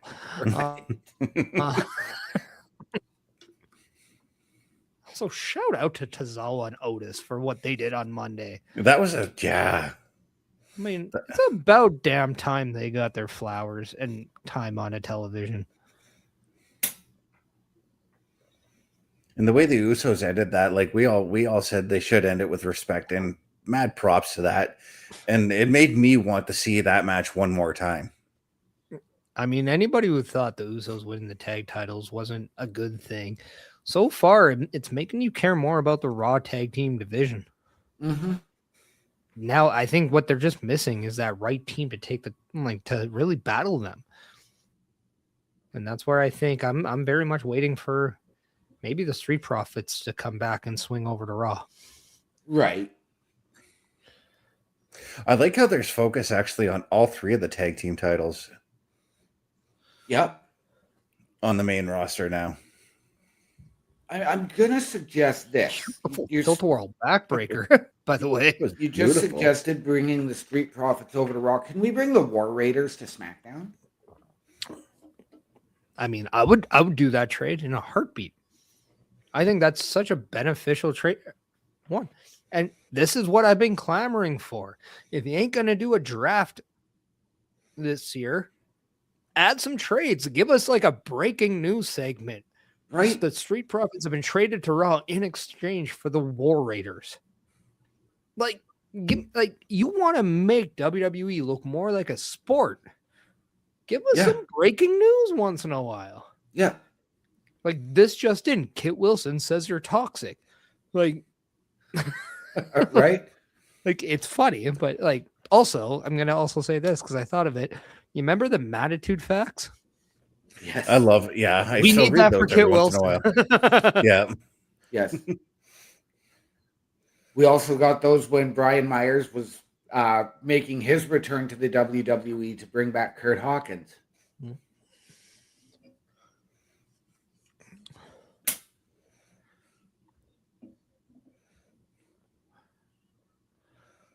But I did make jokes about the let's talk about it, but I do want to talk about this. I did mention Trick Williams has been taking SmackDown by storm. How much are you impressed? And this goes out to everyone, even the chat, that Trick Williams has not just done what he's done on SmackDown, but he's added a major player to either a United States championship, but also someone that could be up and coming for a world heavyweight title right away. And 3 years ago, we didn't see him in anything other than the guy with Carmelo Hayes. Right. Mhm. No, I'm with you. I think it's time we give Trick Williams not just his flowers, but the damn bouquet, because I think him winning that TNA title will go down as one of the best things that has ever been done for Trick Williams. I love just how cocky like Trick became when he won that TNA title. And just the confidence in Trick has just jumped up tenfold. OMD, now you can talk. I am going to say this. Oh, time for a commercial. The night before WrestleMania, we see the Andre the Giant Memorial Battle Royal, correct? I'm doing that. Yeah. Trick Williams to win it this year.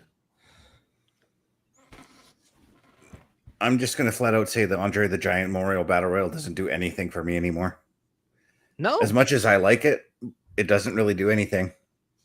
I'll say this. I would like to see the Andre the Giant Memorial Battle Royal be strictly a thing for giants or for the bigger people. So just like we have we had a cruiserweight division, or we have matches slated for like specifics, why not something for the bigger people? So maybe it's 10 or 15 or 20, but you're putting your Obafemis, you're putting your Brock Lesnar's, you're putting your Royce Keys, who, by the way, is not fired. As we've already touched on that. The dumbass IWEC thinks he is. And yes, I have no problem saying that, because come on, people. But then you can bring back your Omos. You could, you know what? Like it wouldn't be the worst idea. A number of years ago, I had even suggested, and I'm going back to when we had Mark Henry and the Big Show still as active competitors. But why not have a super heavyweight division and a super heavyweight championship? I just don't think you have the legs for it right now. You definitely don't have the division yet. No, but I mean, at the time, and I was looking at Mark Henry, the Big Show, Great Khali, Taker, Kane, Brock. Crash Holly. There you go. Hardcore Holly. Really? Come on. Crash Holly's thing was that he was the super heavyweight. Well, Spike Dudley. It was actually both their gimmicks. Well, I know, but Crash did it better. Yeah. And, nobody talks about Crash anymore, and it's a damn shame. No, Mike Lockwood was just, he was a gem. Yep. And Canyon. I mean, you could have had Canyon in there because, who better than Canyon? Everybody. MJF, because he's better than you and you know it. But going back to Trick, though, I wouldn't be against seeing him as a king of the ring. Right. Now, I understand that the king of the ring is something that usually you go on to face the winner at SummerSlam. I don't think that's necessarily a bad thing. No. Plus, who wouldn't want to see the Trick of the ring? Right. There's a part of me that... Or King Tricky. There's a part of me that thinks that because his in-ring style just, and his overall look, it reminds me of Booker T. Yeah. 100%. 100%. And I don't think it's been public, but I don't think it's been hidden either. That Trick Williams and Booker T definitely worked a lot with each other down in NXT. Yeah. I don't listen to Booker T's podcast, so I don't know if he's publicly stated this before, but I think when Trick Williams really branched off onto his own, and then he started really going after the NXT title, you started seeing a lot more qualities, and especially with that thigh kick that he does. I'm not even gonna lie. I wouldn't be surprised if I saw the Houston Hangover. Well, that's what I've said. Trick should be using as his finisher the Harlem Hangover, or and when he goes for that knee, I've been waiting for him to go for the axe kick. Yeah, and now to finish my thought, when if Trick Williams does win the King of the Ring, I wouldn't be surprised if he does it and then subtly pays tribute to the King Booker gimmick through what he does with the King gimmick. I'll one up you. How about Booker T is the one who anoints him and presents him with Queen Charmel? That would be awesome. And then maybe we get somebody else. Maybe this is when you put Lash with him. Although, yeah, you know what? Do that. That would work. That would work. Have Lash win the Queen of the Ring. That's a hard no. Lash is coming a long way. Sure. Me that you would take the Queen of the Ring and put over somebody like Lash and not use it for somebody like a Lyra? You wouldn't use it for somebody like a Kyrie Sane? Not so much Kyrie, definitely a Lyra. And Trick Williams pulling off the win. This was actually a pretty good match. Yes, it was.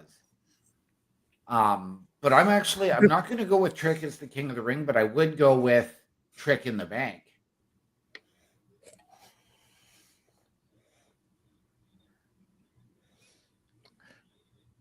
I sit here now because I know I did a show where I put my predictions and I have changed a lot of them since. At least the ones that are still unknown. I think the right person for the Money in the Bank isn't on SmackDown.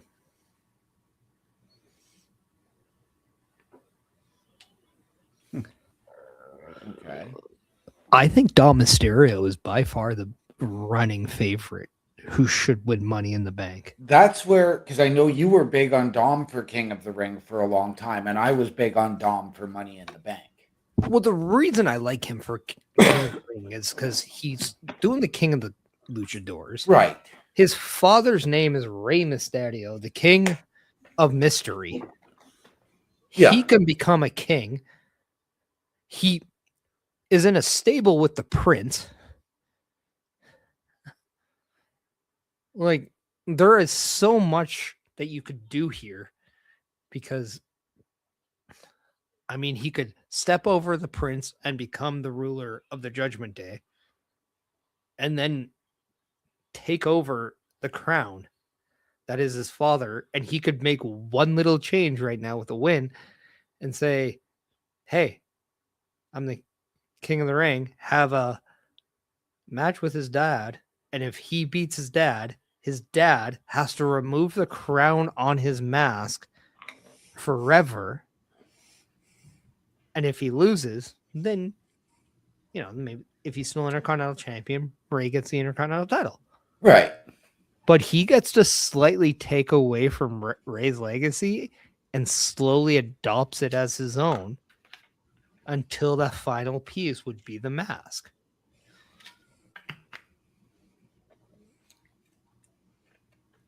I liked that tease we just saw in the locker room. Right.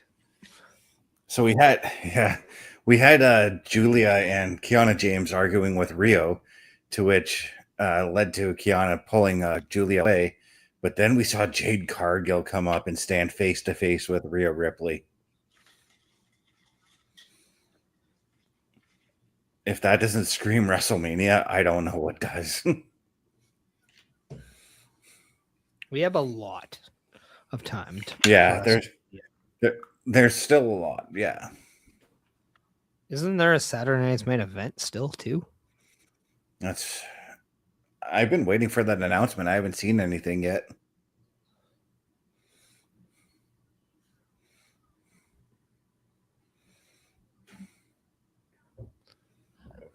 Now, I'm going to ask the question. Do we see a new women's world champion? And before you answer, I'm going to preface this by saying, as soon as Jordynne Grace has come up to SmackDown, she has been built up. Ever since Jade Cargill has been champion, there hasn't been a lot to it. In fact, I believe This is Jade Cargill's first title defense since winning. exactly. So I asked the question, do we think Jordynne Grace wins the championship tonight? No.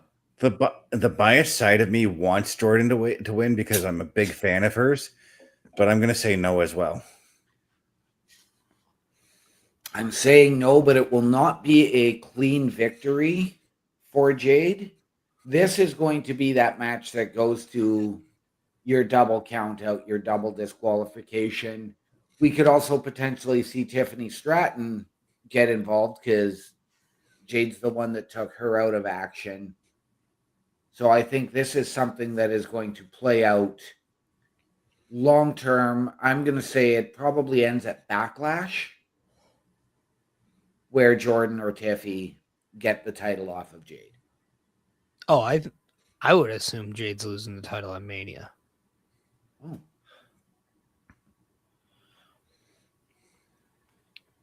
We just saw on the We'll Be Right Back, the first person is Bianca Belair. There's been a lot of rumors about Bianca Belair. Her injury was not allowing her to return for the Royal Rumble. Mm-hmm. There is a high chance she will not be at WrestleMania, from what I understand. And if anything changes, we'll find out at Elimination Chamber. But I have a feeling we will not see anything Bianca Belair related until after WrestleMania. She probably shows up on the SmackDown or Raw after Mania, I feel like. I don't know. Like, from what I'm hearing, that injury that she has is not a fun one to get back from. And I'm saying that in the sense of it's just been really aggravating, I guess is the right word. Yeah. Mm-hmm.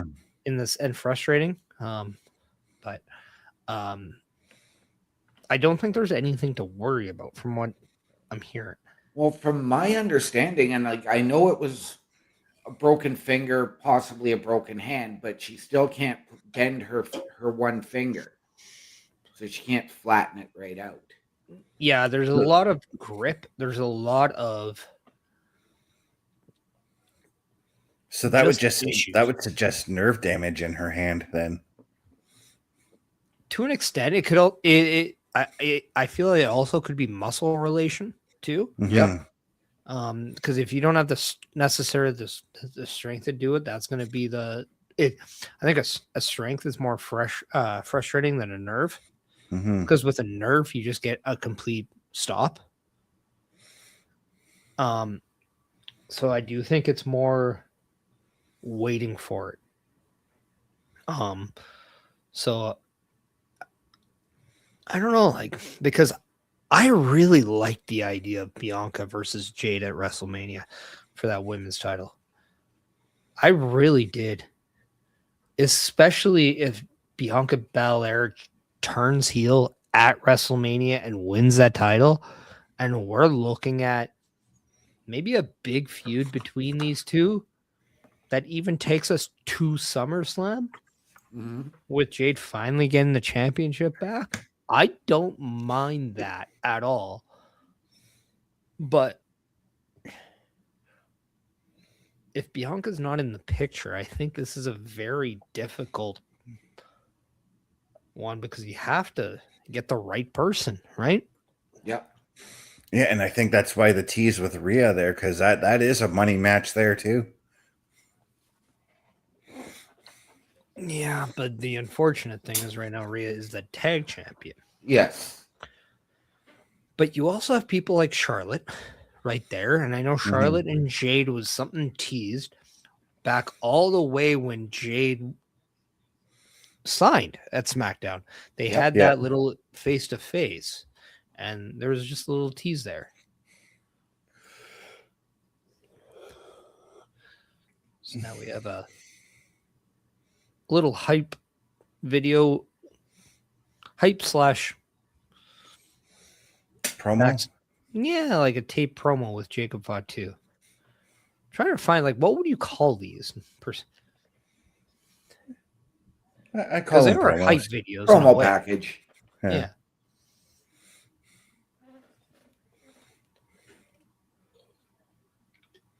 And I like that they do these because it just reminds you who they are. And it lets newcomers who are just tuning into SmackDown for the first time tonight, lets those people know who these guys are and why they're fighting. Yeah. Yeah, and to add on that, what I like about it too is that it helps build that main event. It helps make you more okay. I'm hooked. Let's get to it. Like I'm there now. Like we know what the Elimination Chamber means to this person. All right. I get it. Like I'm there now. Like I now want to see this person get. I do want to see Solo Sikoa inside Elimination Chamber. If you ask me, I would have booked Elimination Chamber to have some of the deadliest people in there. Like, Right. Put Lesnar in there. Put Ilya in there. Put Solo in there. Put Obafemi in there. Right. Put Royce Keys in there. Put Chad Gable in there just because he's the most dangerous guy in a ring when it comes to wrestling. Yep. But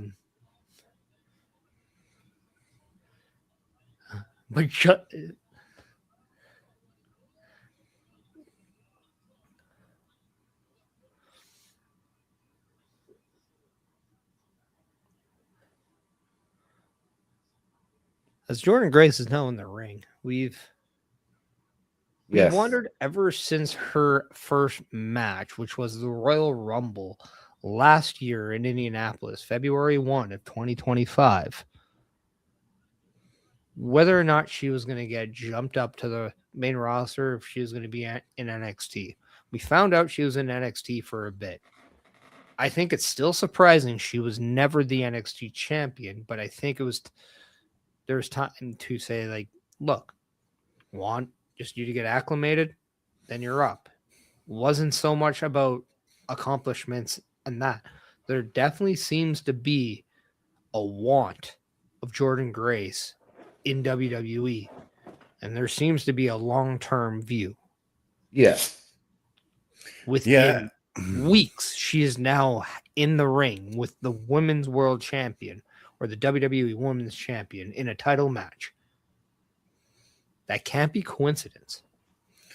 No, it just seems like they are sinking they are putting their eggs in their basket, in Jordynne Grace's basket, and they will eventually, and I think it's going to be sometime this year, maybe within the next 3-4 months, that they put the belt on Jordynne. Yeah, I'm going to say probably Backlash. Would Jordynne Grace be a great choice for a Money in the Bank? Yeah. For a Queen of the Ring? Yes. And again, I know it probably, doesn't do anything for you best, and I know they've sort of done away with it, but you do that women's battle royal, the women's WrestleMania battle royal, and you have Jordynne Grace. Yeah. Well, I just want those battle royals to actually mean something. So, like if you're in the Andre the Giant, you win. You not only get the trophy, but maybe you get a championship match at Backlash or something like that. Right. You know what I would like, actually? Have the two battle royals. Mm-hmm. The winner gets a title shot. Say the women's, they get a U.S. or Intercontinental title shot on either the Raw or SmackDown after Mania, and the men, same thing. Yes. Yeah. We have the Royal Rumble, we have the King and Queen of the Ring that are more slated to the world titles, the primary ones. Let's have something for the secondary ones. Yeah.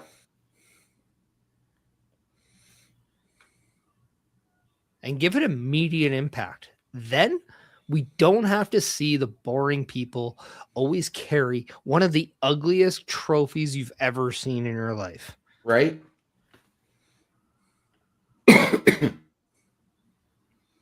Well, Liv Morgan. Mm-hmm. With Dom and Raquel. And that's obviously, well, because Bubba, the reason Liv is coming out is she has not made her choice on who she's challenging. She, of course, won the Women's Rumble, so she's going to be keeping a close eye on this matchup. But yeah, that really gives that person an opportunity to go to whatever show they want. Right. And if we look at it, Liv once again is dressed to compete. And as Nick Aldis said a couple of weeks ago, if you can appear on my show, you can come and work.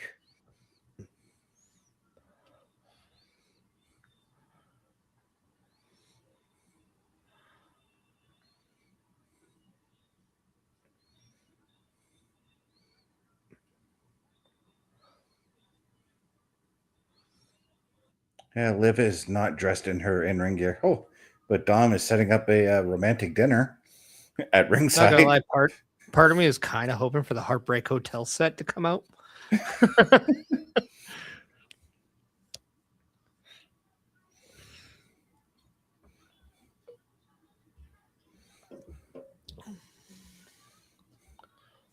I will say I wouldn't mind a future match between Raquel and Jordynne Grace. Right? I think that'd be. Oh, of course, Dom's going to serve out chicken tenders. Hey, chicken tendies. Yeah. All right. And you know what? Shame on whoever served those. There is no ranch for your double champ, for Dirty Dom, your Intercontinental and Mega Triple A champion. Might have lost tag titles, but the Triple A is still one of the funniest things.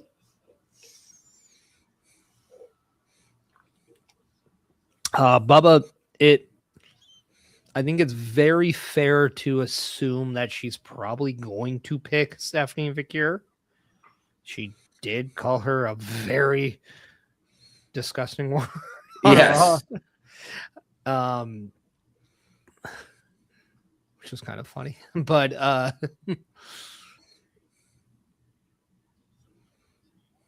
again, we talked about though what could be there for Jade. This could be a good little, just change. Well, Jordynne is probably the only woman who could match Jade power for power in WWE. Rhea could. Raquel could. Rhea and Raquel could. Rhea and Raquel, I can see size versus size, but I think Jade is still a little more powerful than both of them. I think Ivy on the power, definitely. Yeah, Mhm. I can see that.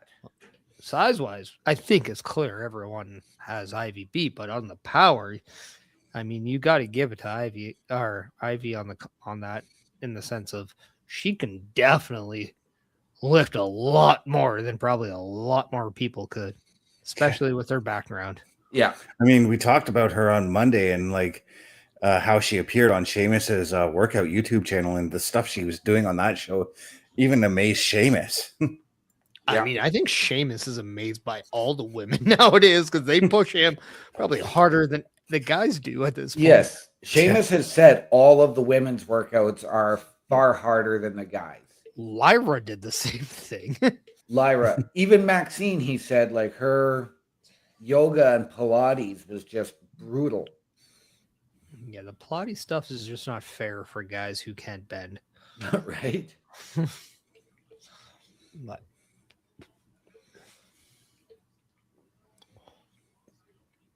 I said it with Giulia though. This definitely seems to be the very comfortable for Jordynne Grace before she just got flipped into a pretzel. Yes. But I mean, I know we are in Dallas, but Jordynne Grace is channeling her inner Cowboys with the colors she's wearing. Yeah.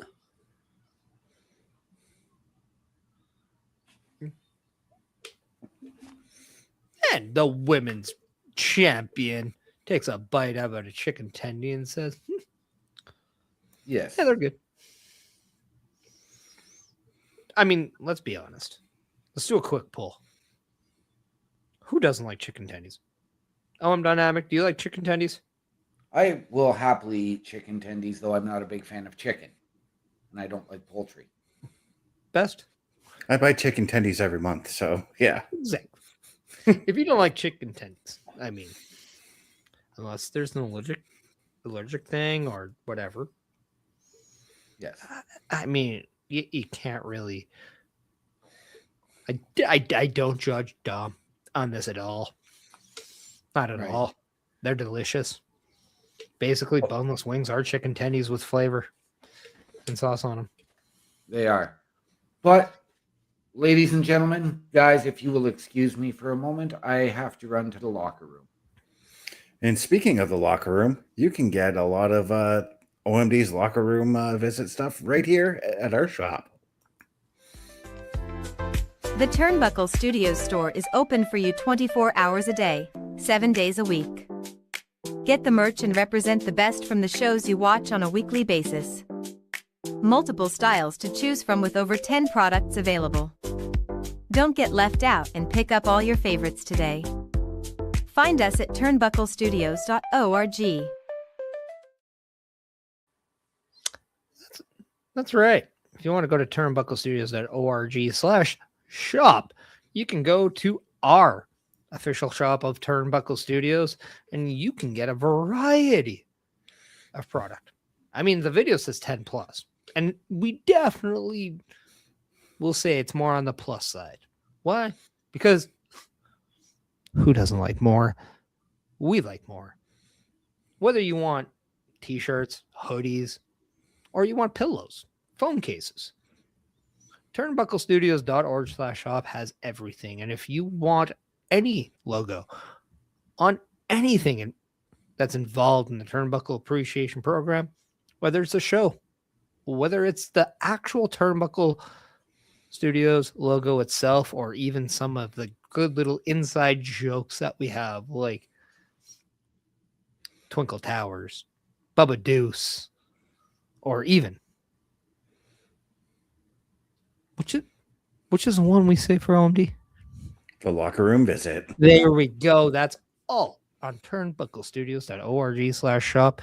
So if you want to get a locker room visit right on your chest, go to turnbucklestudios.org/shop now. Because the logo is right on your chest. It's not weird. Yes, of course. Yes.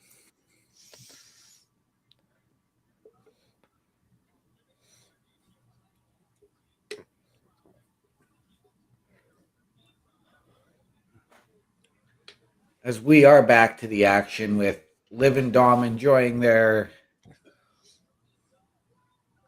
Dom Mysterio wine or champagne. Or Dom Perignon, which is a champagne. Yes.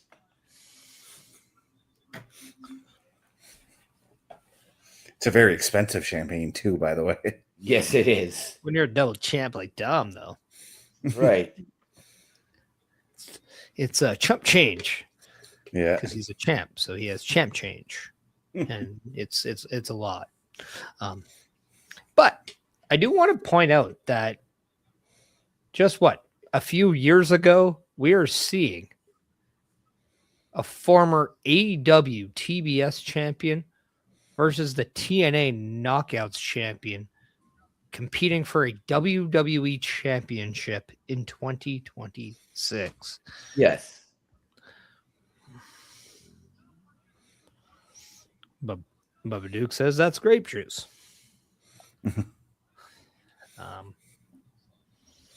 Could be apple juice. It could be. We really don't know what's in there. I mean,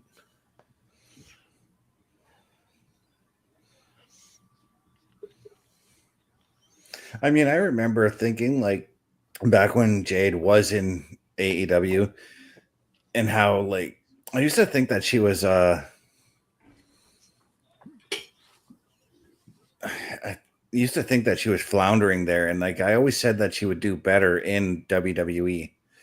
And I gotta say, I don't think I've been wrong on that one. I don't think she was floundering there. I think that they just tried to overhype her and build her up to be the female Goldberg. I think with Jade, one of the worst things that she could have is being put on a pedestal at such a young and really immature time in her career.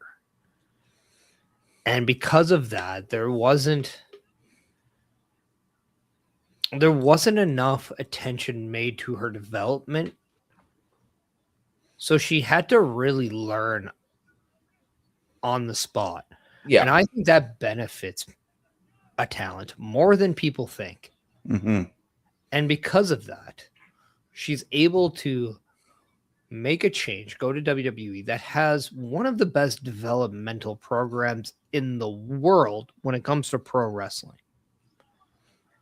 And because of that, is able to take everything she's lived from with the maturity she gets from the time in AEW to create a different version of Jade Cargill. Yeah. And I think that is one of the best things. Whether or not she could have been better in WWE, I mean, it's hard because if she was where she was then here, I think we're saying the same things about her as we're saying in AEW. Right. Well, like, the reason why I thought she would do better in the WWE was for all the reasons that you said, because the resources are there for her to learn. But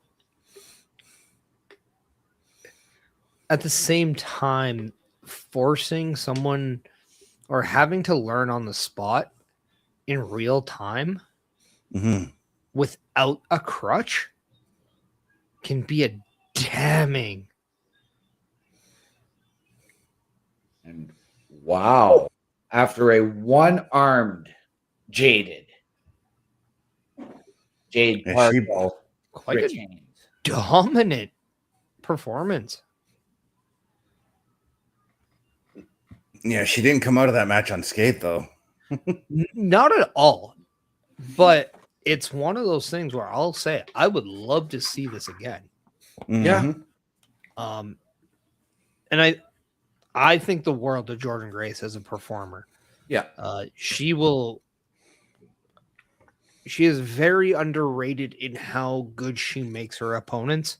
But at the same time, I don't want her to get categorized in the ways that your Natalias, your Baileys have been. Right. And sometimes individual success gets pushed aside for something else.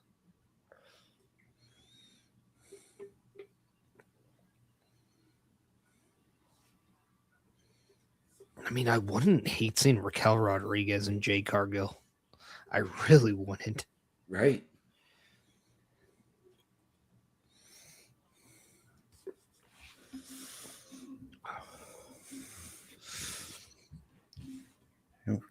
And we got to depress Johnny Gargano again.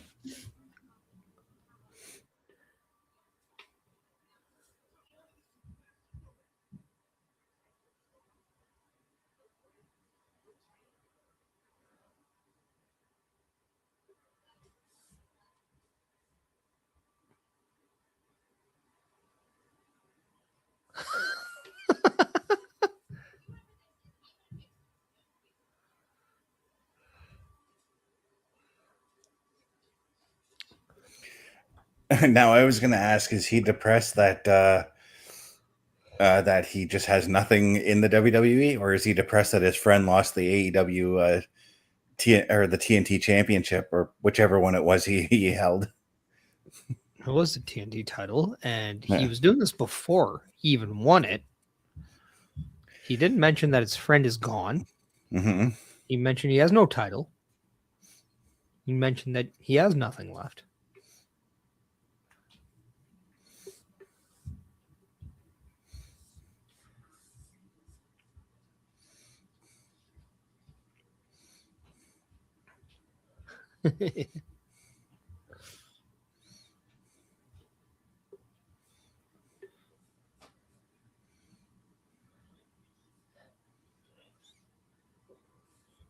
I honestly think this is the way we turned Johnny Gargano and Candice LeRae back to a babyface side.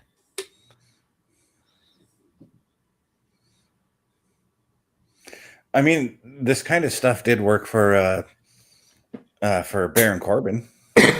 Right. But as we are seeing a lot of interaction lately between Fraxium and the Motor City Machine Guns, and we know that they've gone at it. Is this maybe where you need to turn one of those teams heel to If try it is, and pick up the tag division? And in this case, I'm going to suggest the Machine Guns because of their history with Gargano. I wouldn't hate a combination of Gargano and the Machine Guns with Candice by their side. I think they'd still be missing something as a faction. Mhm. But at the same time, we talked earlier about a trade between the War Raiders and the Street Profits. Yes. If the Street Profits aren't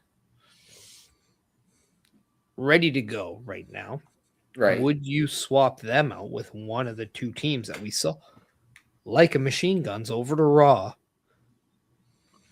War Raiders over to SmackDown? I would. But again, there's the part of me that then wants to see that history replayed with the Guns versus the War Raiders.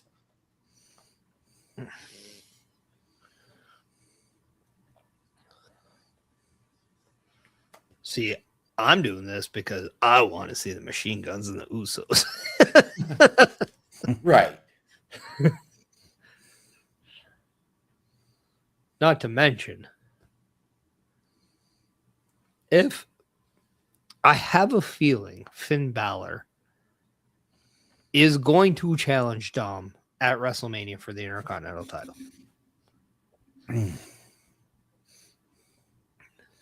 I wouldn't hate if Finn Balor and the Motor City Machine Guns become a pairing.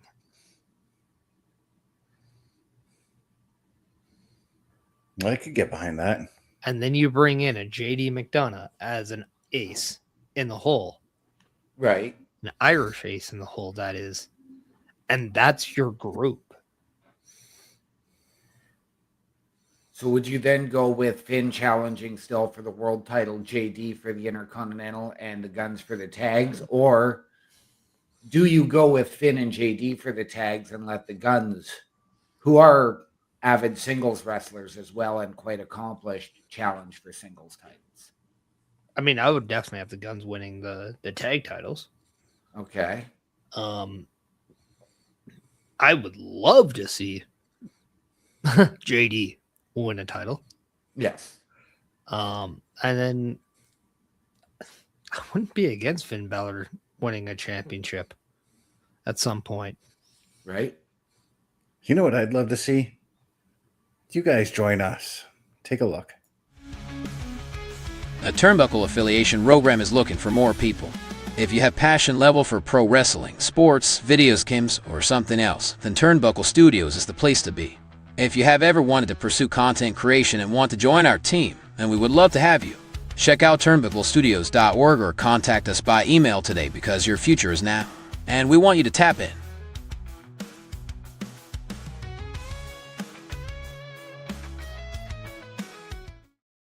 And ladies and gentlemen, once again, if you have ever wanted your break in podcasting, content creation, a potential collaboration, or to help us out behind the scenes, turnbucklestudios.org is your home for the Turnbuckle Affiliation Program. Hit turnbucklestudios.org/join, send us your credentials via email, and we can sit down as a collective and figure out the best fit. Turnbucklestudios.org, the home of the Turnbuckle Affiliation Program. And I As we guess are this getting is another promo package here for Obafemi.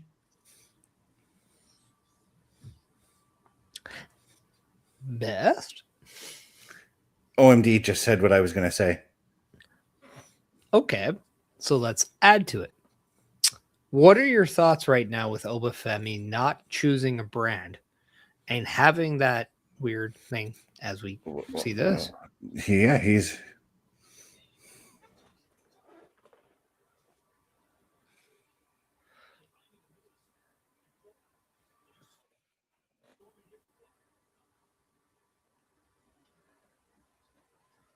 Woo-hoo. So Obafemi's in the office of Nick Aldis as it looked like he was about to sign a contract. Kit Wilson has intervened. Nick Aldis puts that contract down on his chair and reads the poem or the journal of Kit Wilson. Now, we touched on the potential of Drew McIntyre interfering in tonight's main event, but Obafemi has unfinished business with Drew and Cody going back to Saturday night's main event and John Cena's last match when Drew got his match with Cody thrown out as a no contest. And this is actually where I was suggesting maybe you bring the War Raiders over to SmackDown was for this. You turn them heel, pair them with Drew McIntyre to then go after an Obafemi who came out and laid waste to them a week or so ago on Raw. I wish they would have brought Gallows up for Drew McIntyre because that would have been terrific. But it looks like next week we're getting Obafemi and Kit Wilson in a one-on-one match. Okay. That means we get a Kit Wilson entrance. Yeah. Yes, we do. We are winning, people. That is not toxic. That is amazing. But next week, Charlotte Flair, Nia Jackson, Kiana James in a qualifying matchup. So it's either Charlotte or Nia qualifying. Oh, Mello, Damien, and Trick for the males. Wow.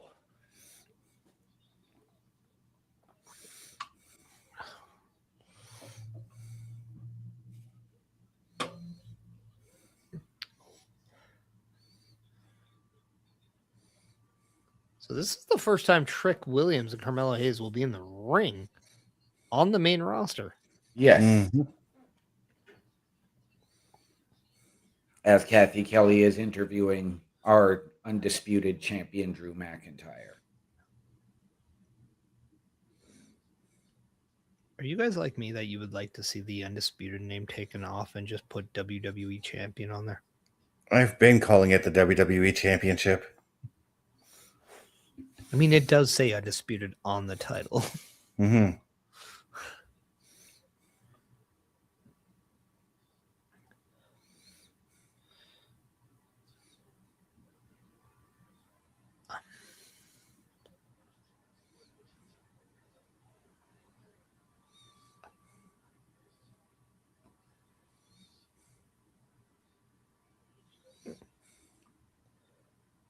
One of his top diamonds is out.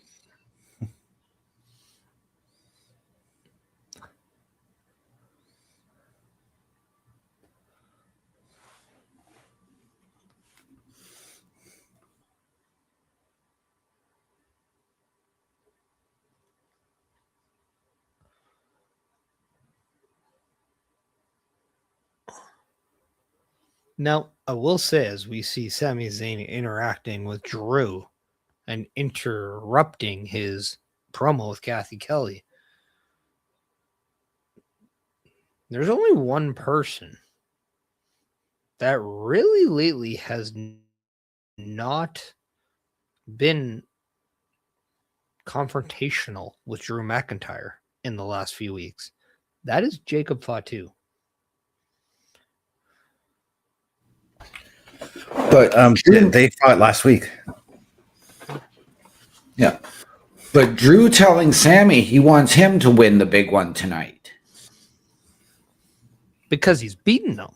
Yes. And that's why I said earlier that Drew has nothing to worry about with Sami Zayn because he's 12-0 against him. Do you think Sami Zayn's going to pull the Jey Uso this year and win the World Championship at WrestleMania? No. It's a strong possibility. I think if you do, I think if you have that match, he's winning it. There's no reason you do that match again and he's losing again. Right. That does nothing for nobody. Yeah, and if we've seen anything with any Sami Zayn match, especially the matches with Gunther, we'll say, if you get too cocky, Sami will catch you and he will beat you. Yep. Unless you're Drew McIntyre. Yes. He has not beat Drew McIntyre yet. And Drew gets pretty damn cocky. Yeah, but I think Drew could find a whole other level of cockiness and get a little too cocky, and it'll cost him the WWE title. I mean, look what when Damian Priest cashed in Money in the Bank on him. Yes. It's not like he got too cocky. It was just... So we did just get the rundown for Monday's qualifying matches, and it will be Bayley, Asuka, and Io. And in the men's side, it's going to be Dom, Javon Evans, and Gunther. Yeah. Both of those matches were announced on Monday, though. They were. Mm-hmm. I couldn't remember the men's. It's on the logo it's on the thumbnail for the Raw Patrol that you can find.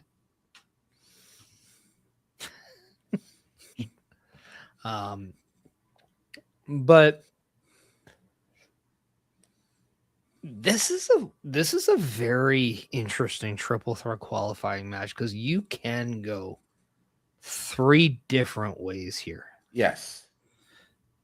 I think as a fan, I mean, if you're on the Cody train, you're on the Cody train. Yeah. You're going full Raheem ahead. Yes. I had to. Yes, but and I get it. Cody is a star. He's the face of the company. You could fight me on that. He's the face of the company right now. Yes, he is. So him in a championship match at WrestleMania makes sense. Him and Drew at WrestleMania makes sense. It does. But with the side stories that Drew has with Jacob, you know who took out Jacob still has yet to be determined. Yes. It's all Jacob thinks it's Drew. Drew says it's not.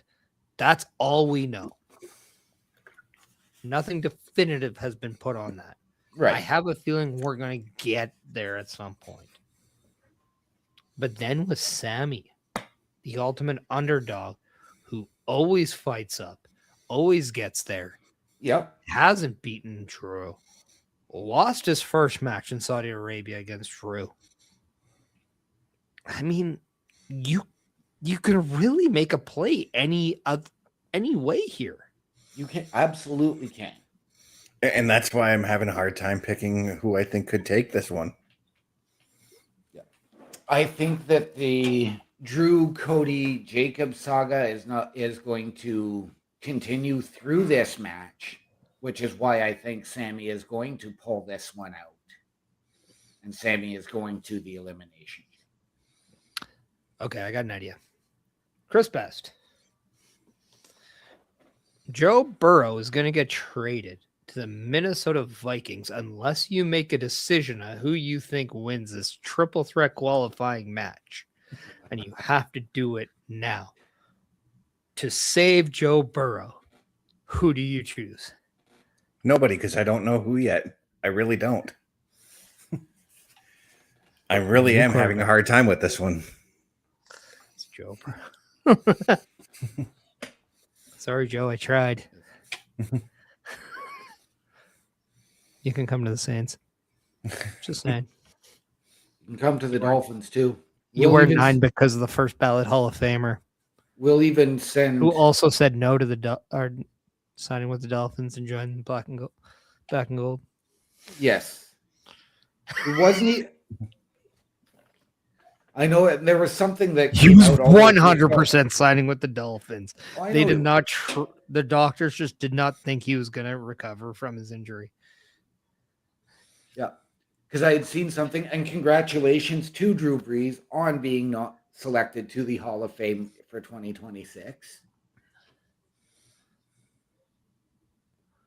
First ballot. Just saying. Bill Belichick's not a first ballot. Just saying. No, he's not.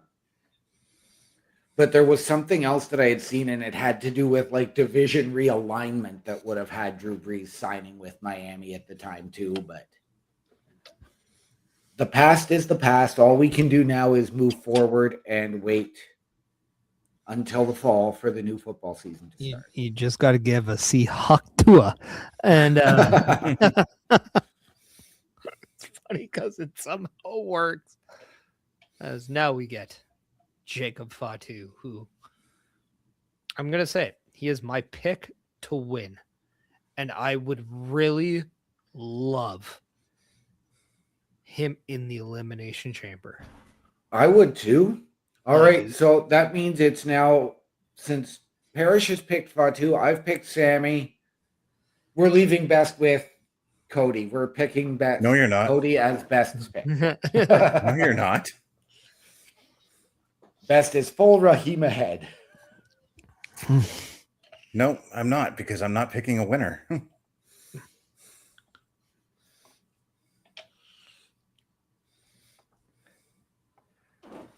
All right, so you got to do your best Bobby Heenan, Jerry Lawler. Oh, that was my pick. Oh, that was my pick.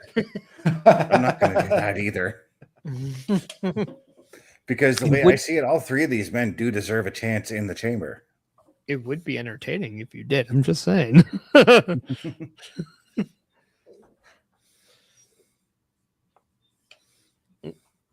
I would pay OMD's money to watch you do impersonations to Bobby Heenan. I'd actually OMD doesn't have the money for that, so hey, perception is everything, bro. You're loaded. Just go with it.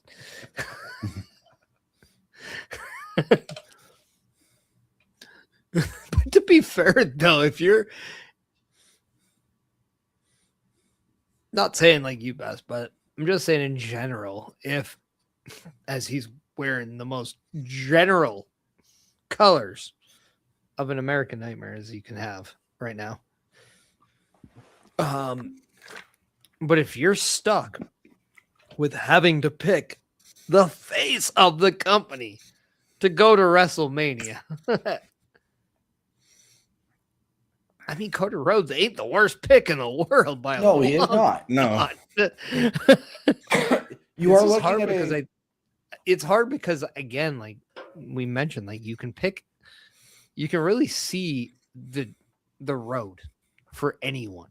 Yes, he is a former two-time WWE champion, a former Intercontinental champion, a former Tag Team champion, a former two-time Royal Rumble winner. King of the Ring. Crown Jewel champion. Mm-hmm. The only thing he really doesn't have to his name is an Elimination Chamber victory. He doesn't have money in the bank.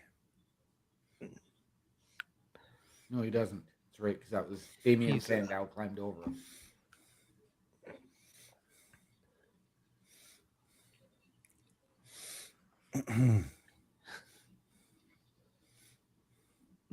But no, the reason like I'm having a hard time with this is because, like I said, all three men, it makes sense for either one of these three men to go into the chamber. Okay, let's rephrase the question. Not with who you would pick to win. If you were the booker, if you got to decide who goes on your personal favorite, is there someone there that you would pick before the other? If it was based off my personal favorite, it would be Sami.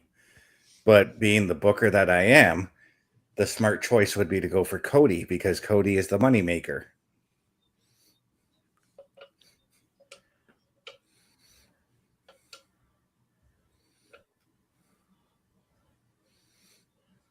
But at the same time, Jacob is that rising star that everybody's starting to get behind.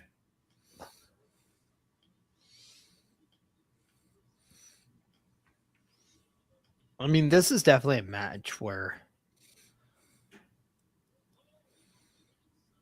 I mean, as expected, Fatu super kicks Sami out of the ring to go one-on-one with Cody, as expected. Yep. I do love the head shrinker type gear that Jacob Fatu has. Yes. It's very awesome to see.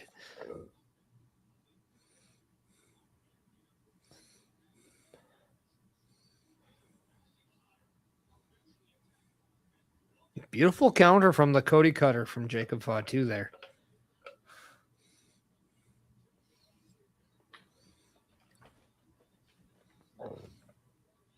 Man, how great would a dream match between Bray Wyatt and Jacob Fatu be?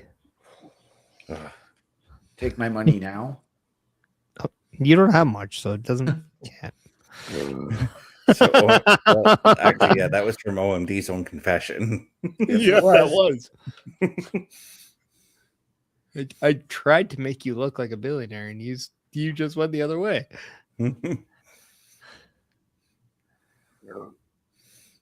But on the serious side, though, like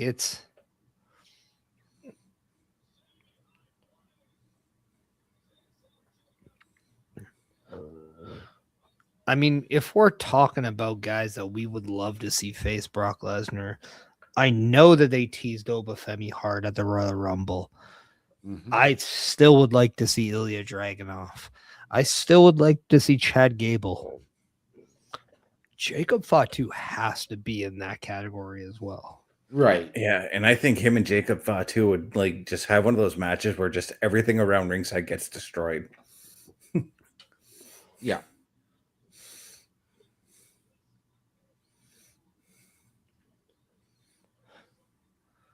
I mean, depending on how they bring him up, Royce Keys can be a valid option too. Yes, he could. I get a feeling with Royce Keys, we're probably going to see where he goes. Where he goes is going to be dependent on where Obafemi ends up going. I honestly do believe Obafemi is going to go to Raw and Royce Keys is going to go to SmackDown. Yes. Mm-hmm. I really have a true feeling on that one. I do think Obafemi and Brock Lesnar at WrestleMania is a match that would be completely different and a match that you'd be very excited to see. It could be one of those passing of the torch of the next big guy.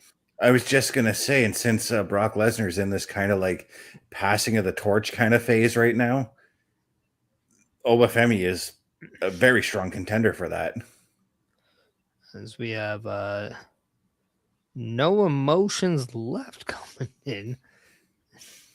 Thanks for joining us. We do hope you have some emotions left as you seem to be a little entertained by coming in on the kick side. So we do appreciate you. Thank you for joining us. This is the SmackDown Security Detail, where we do watch SmackDown and we chat about it as well as go off topic because, well, let's face it, we don't have a positive IQ with the three of us combined. So we like to have some fun, but thanks for joining us. And we appreciate you coming in. hopefully you are a wrestling fan and you can enjoy the show with us. Yes. As right now, Jacob had asserted some control, but Sami's starting to fight back against him before eating that Samoan headbutt.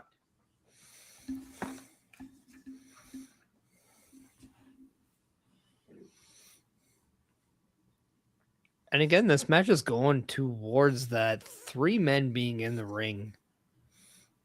And yes, there is a kind of a factor of we don't see a lot of triple team sequences, but at the same time, we are seeing a lot of 3 men in the ring and they're going at it.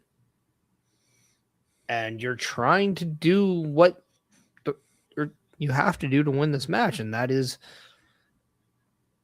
selectively choose one person you want to beat up on or go after and eliminate the other one in the process. Yeah, and that's what I'm liking about these triple threat matches is these guys are fighting for a chance to be in a match for a chance at a title, and they're making this qualifier feel like a championship match. Yes, in that sense. Well, and that's why I find it ironic that somebody with the handle No Emotions Left is coming in at a time and in a match that we're watching where all emotions are there. Yes, it's and you can't help but understand and really get into where you can feel for every single competitor in this match to why it matters to them to advance, because this is their shot. Yes. Of not only going to a title, but just going to WrestleMania. Everybody looks at their way to WrestleMania. We've been hearing that year after year after year. Yes. Now, we know that Sami really tends to fight a lot on pure emotion, fights more with his heart than his head. Cody tends to fight more with his head than his heart, and really a lot of it is based around his name.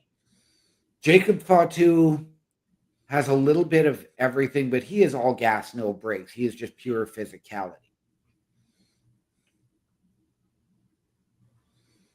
I think you can say that they all fight on emotion. With Sami, it's the emotion of, I got to feel I belong there. Yeah, because when you look at a guy like Sami, he's been a part of the WWE for the better part of 13 years.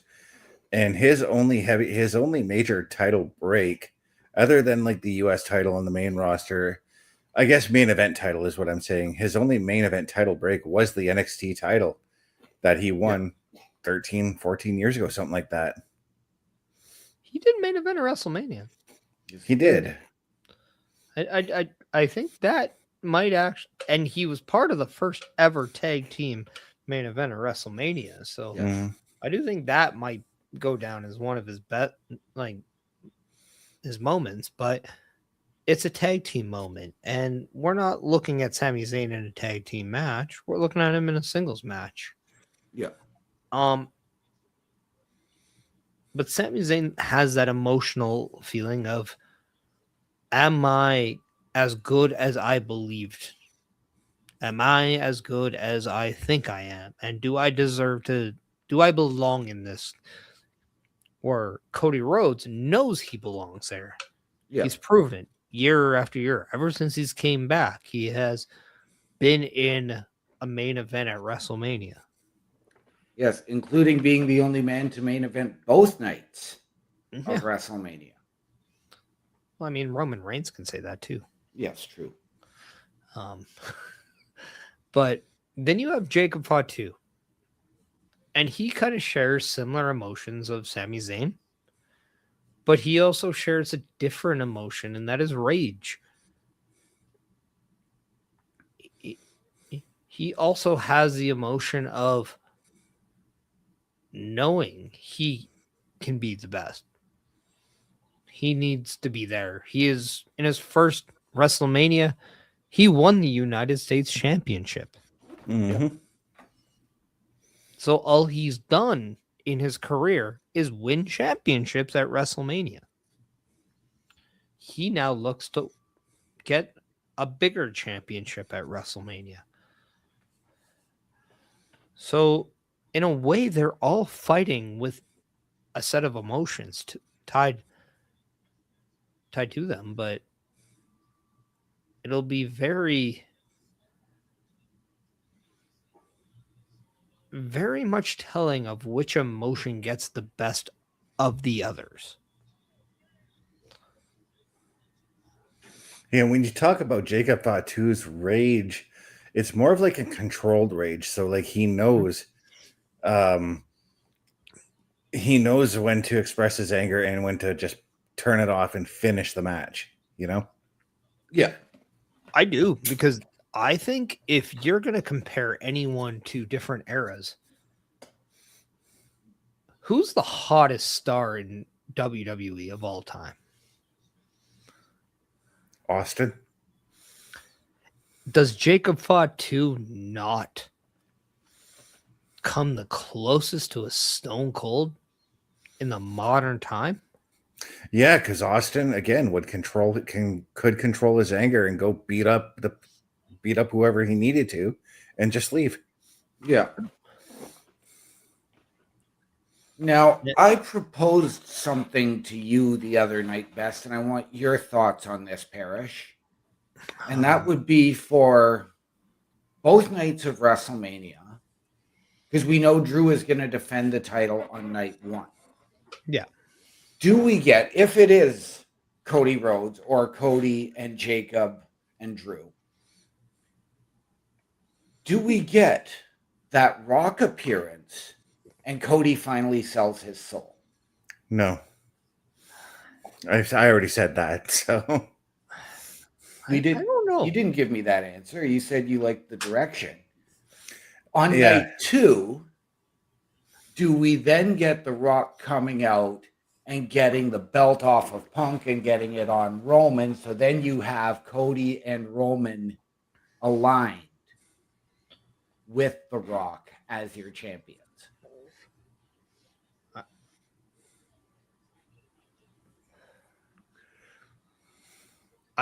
No, because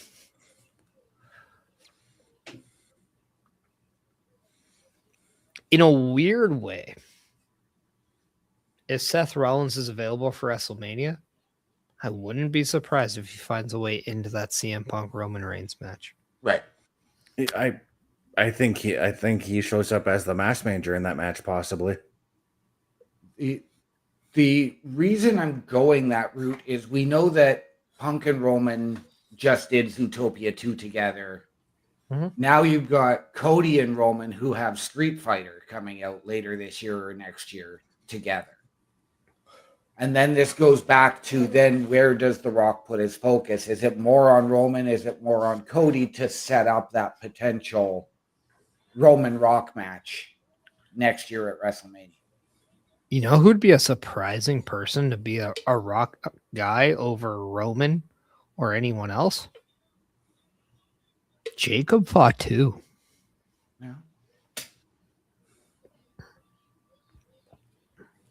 And then you promptly turn Drew McIntyre babyface with that.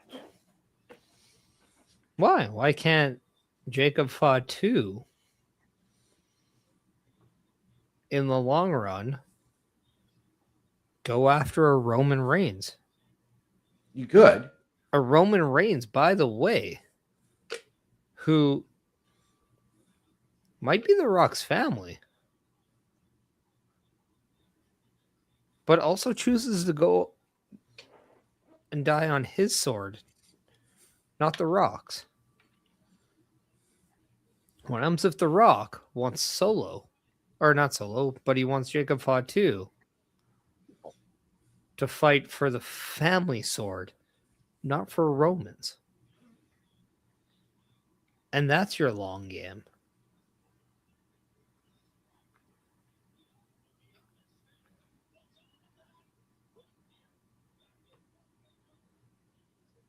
Ooh, and I really like the fact that Cody in this match has dropped down to do his signature punch to the throat to Jacob Fatu, but to Sami Zayn, he brought back the old school kick. So it's not predictable. It's not something his opponents can tell, because if they're looking for the punch, they get surprised by the kick. I think that's very smart.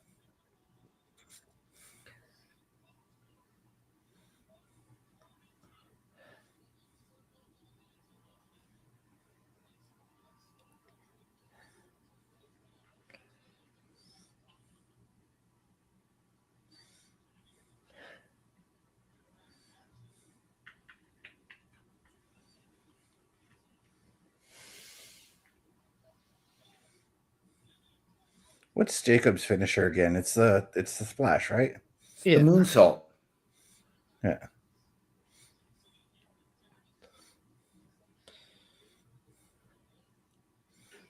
I wouldn't be surprised if we get a finish here and we get something closer to what the women's finish at WrestleMania was. And we have Right. Jacob Fatu hitting that moonsault and then pinning someone to win this match here.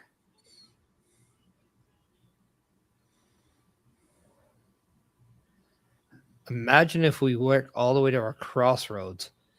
Jacob Fatu hits that moonsault Right. on Cody and then pins Sami for the 1, 2, 3.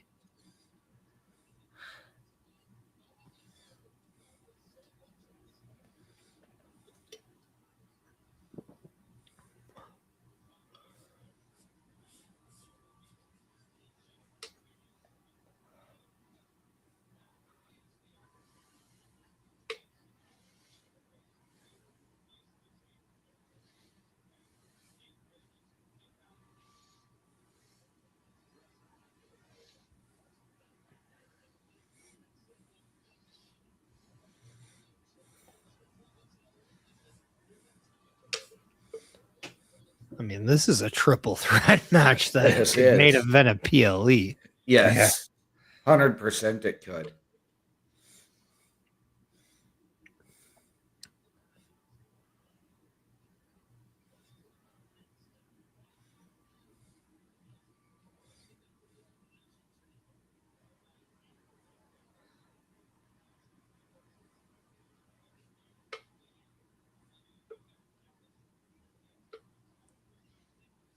The bionic elbow from Cody. Has Cody ever had the flames on his gear before? No. That's it. That's a new addition.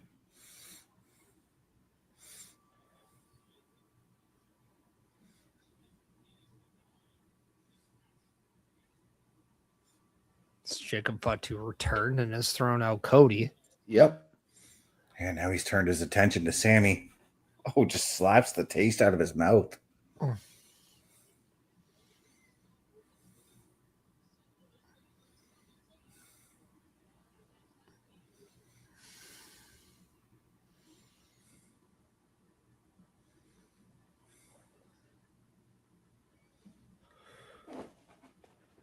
And conspicuous by his absence during this match has been Drew McIntyre. So far. He'll probably show up afterwards. Oh, right into an inside cradle. Oh, I thought Sami had him. Very innovative way to paint a superstar. Sami Zayn is very much underrated in his education of the technical side of wrestling.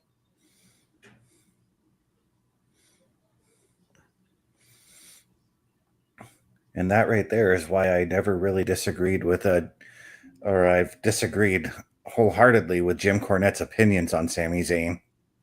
Well, I mean,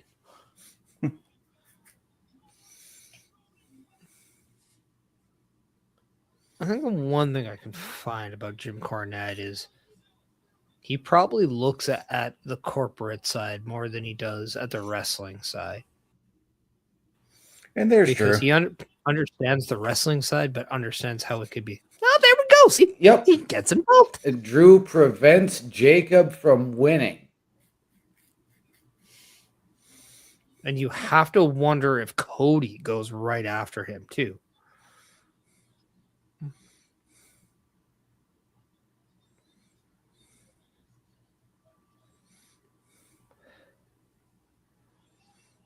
But notice that on the Royal Rumble, he goes after Cody. Here, he's going after Jacob. And there comes Cody. Yeah.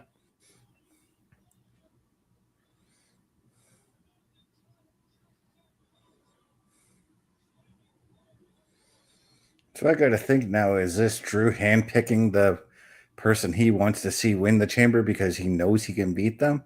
And is it that cockiness that could get Drew in the long run?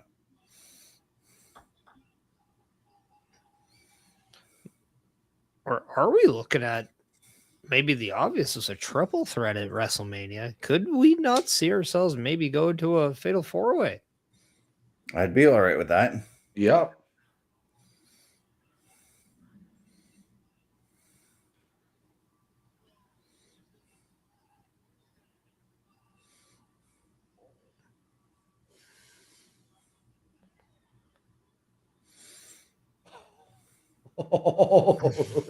I did not have that part in my bingo card with Drew rolling Sami over for the.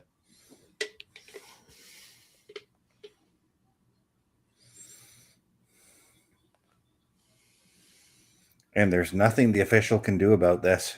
No, there is not. No, because you don't have to be anti-Blizzard, but there is no DQ in this match.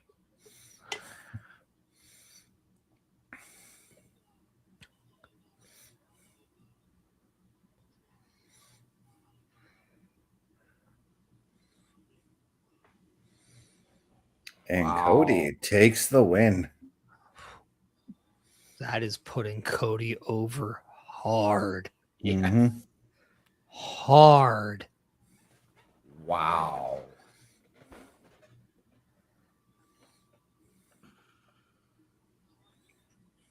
But what does that also say about Sami Zayn? Because the narrative has always been Drew, Cody, Jacob. Yep. But welcome to the chat, Sami Zayn. Right. Mhm. It does Sammy's nobility. Is that his Achilles heel to why he doesn't ever become champion? Right.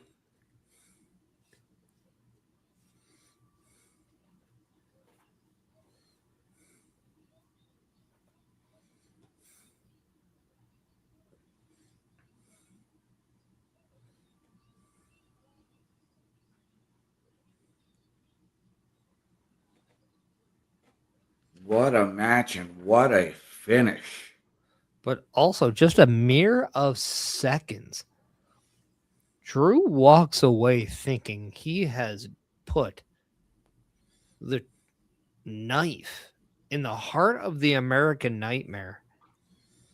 And Right. now he's looking at that same person who is one step closer to challenging him for his title at WrestleMania.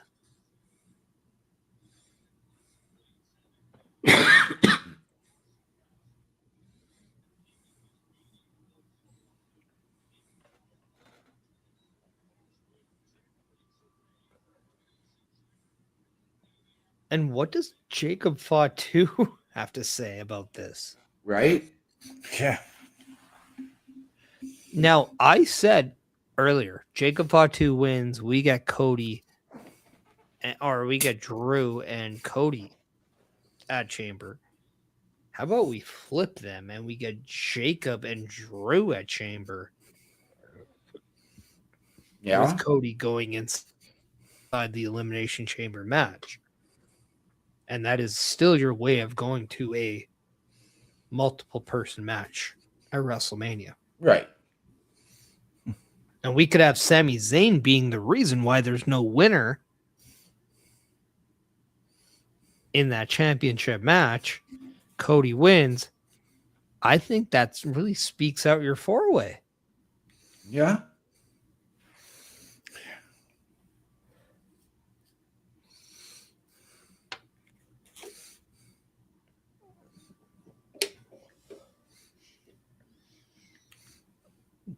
As SmackDown has come to an end, let's talk about it. Yeah. Best, your thoughts? Yeah, I thought the show was actually pretty entertaining. I think I got to give my match of the night to that triple threat at the end there.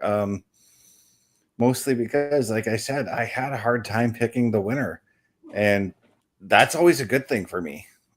That just makes the match far more entertaining in my eyes. But if you want to look for me, guys, look for me at my link tree, lanktr.ee/Chris_best83. And over to you, Mr. Parrish. Yes, you could see me every Sunday at 12:15 p.m. Eastern Time on the Chris Parrish podcast, which, by the way, might have something new for everyone. And I will explain why there was no episode last Sunday. I love the Rey Fenix Trick Williams match. I think that one kind of slid on the radar because we were busy talking about other things, but we were watching what was a great match. I love what they're doing with Trick Williams right now, and I do think he is a future world champion. And I will go on record saying he is going to be a champion on the main roster before Carmelo Hayes is, and I think that is saying something. You can find me on that link tree. You can check out everything. But I will also say this. Best, we gave you Cody Rhodes, and you said no, and he ended up winning this match. Sometimes you just got to listen. I said I wasn't picking a winner. I didn't say no. I said I wasn't picking a winner. We had picked the winner for you. But on that note, OM Dynamic, let's go to you. I got to agree with Best. I think that the main event was the match of the night. I know I missed the first half hour. For me, I could have actually done without the 10-man tag. I think that could have been broken up to a couple of matches as opposed to doing a 10-man.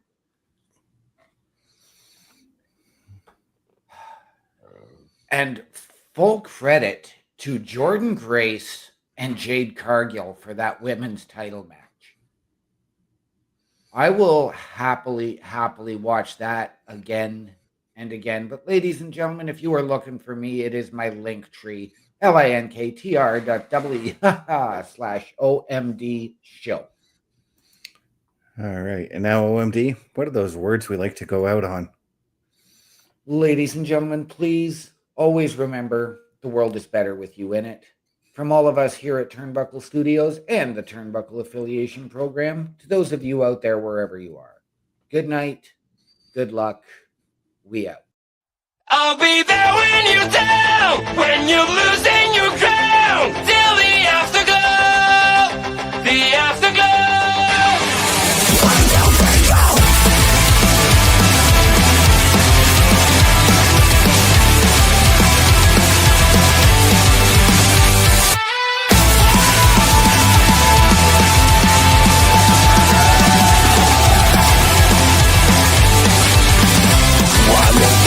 Fading away, you look so great when you got shine. One more thought of you is gone now, as you keep smiling at the crowd. Pressure is your best enemy, spotlight strong what I wanna see. Sometimes it feels like you're under attack. You just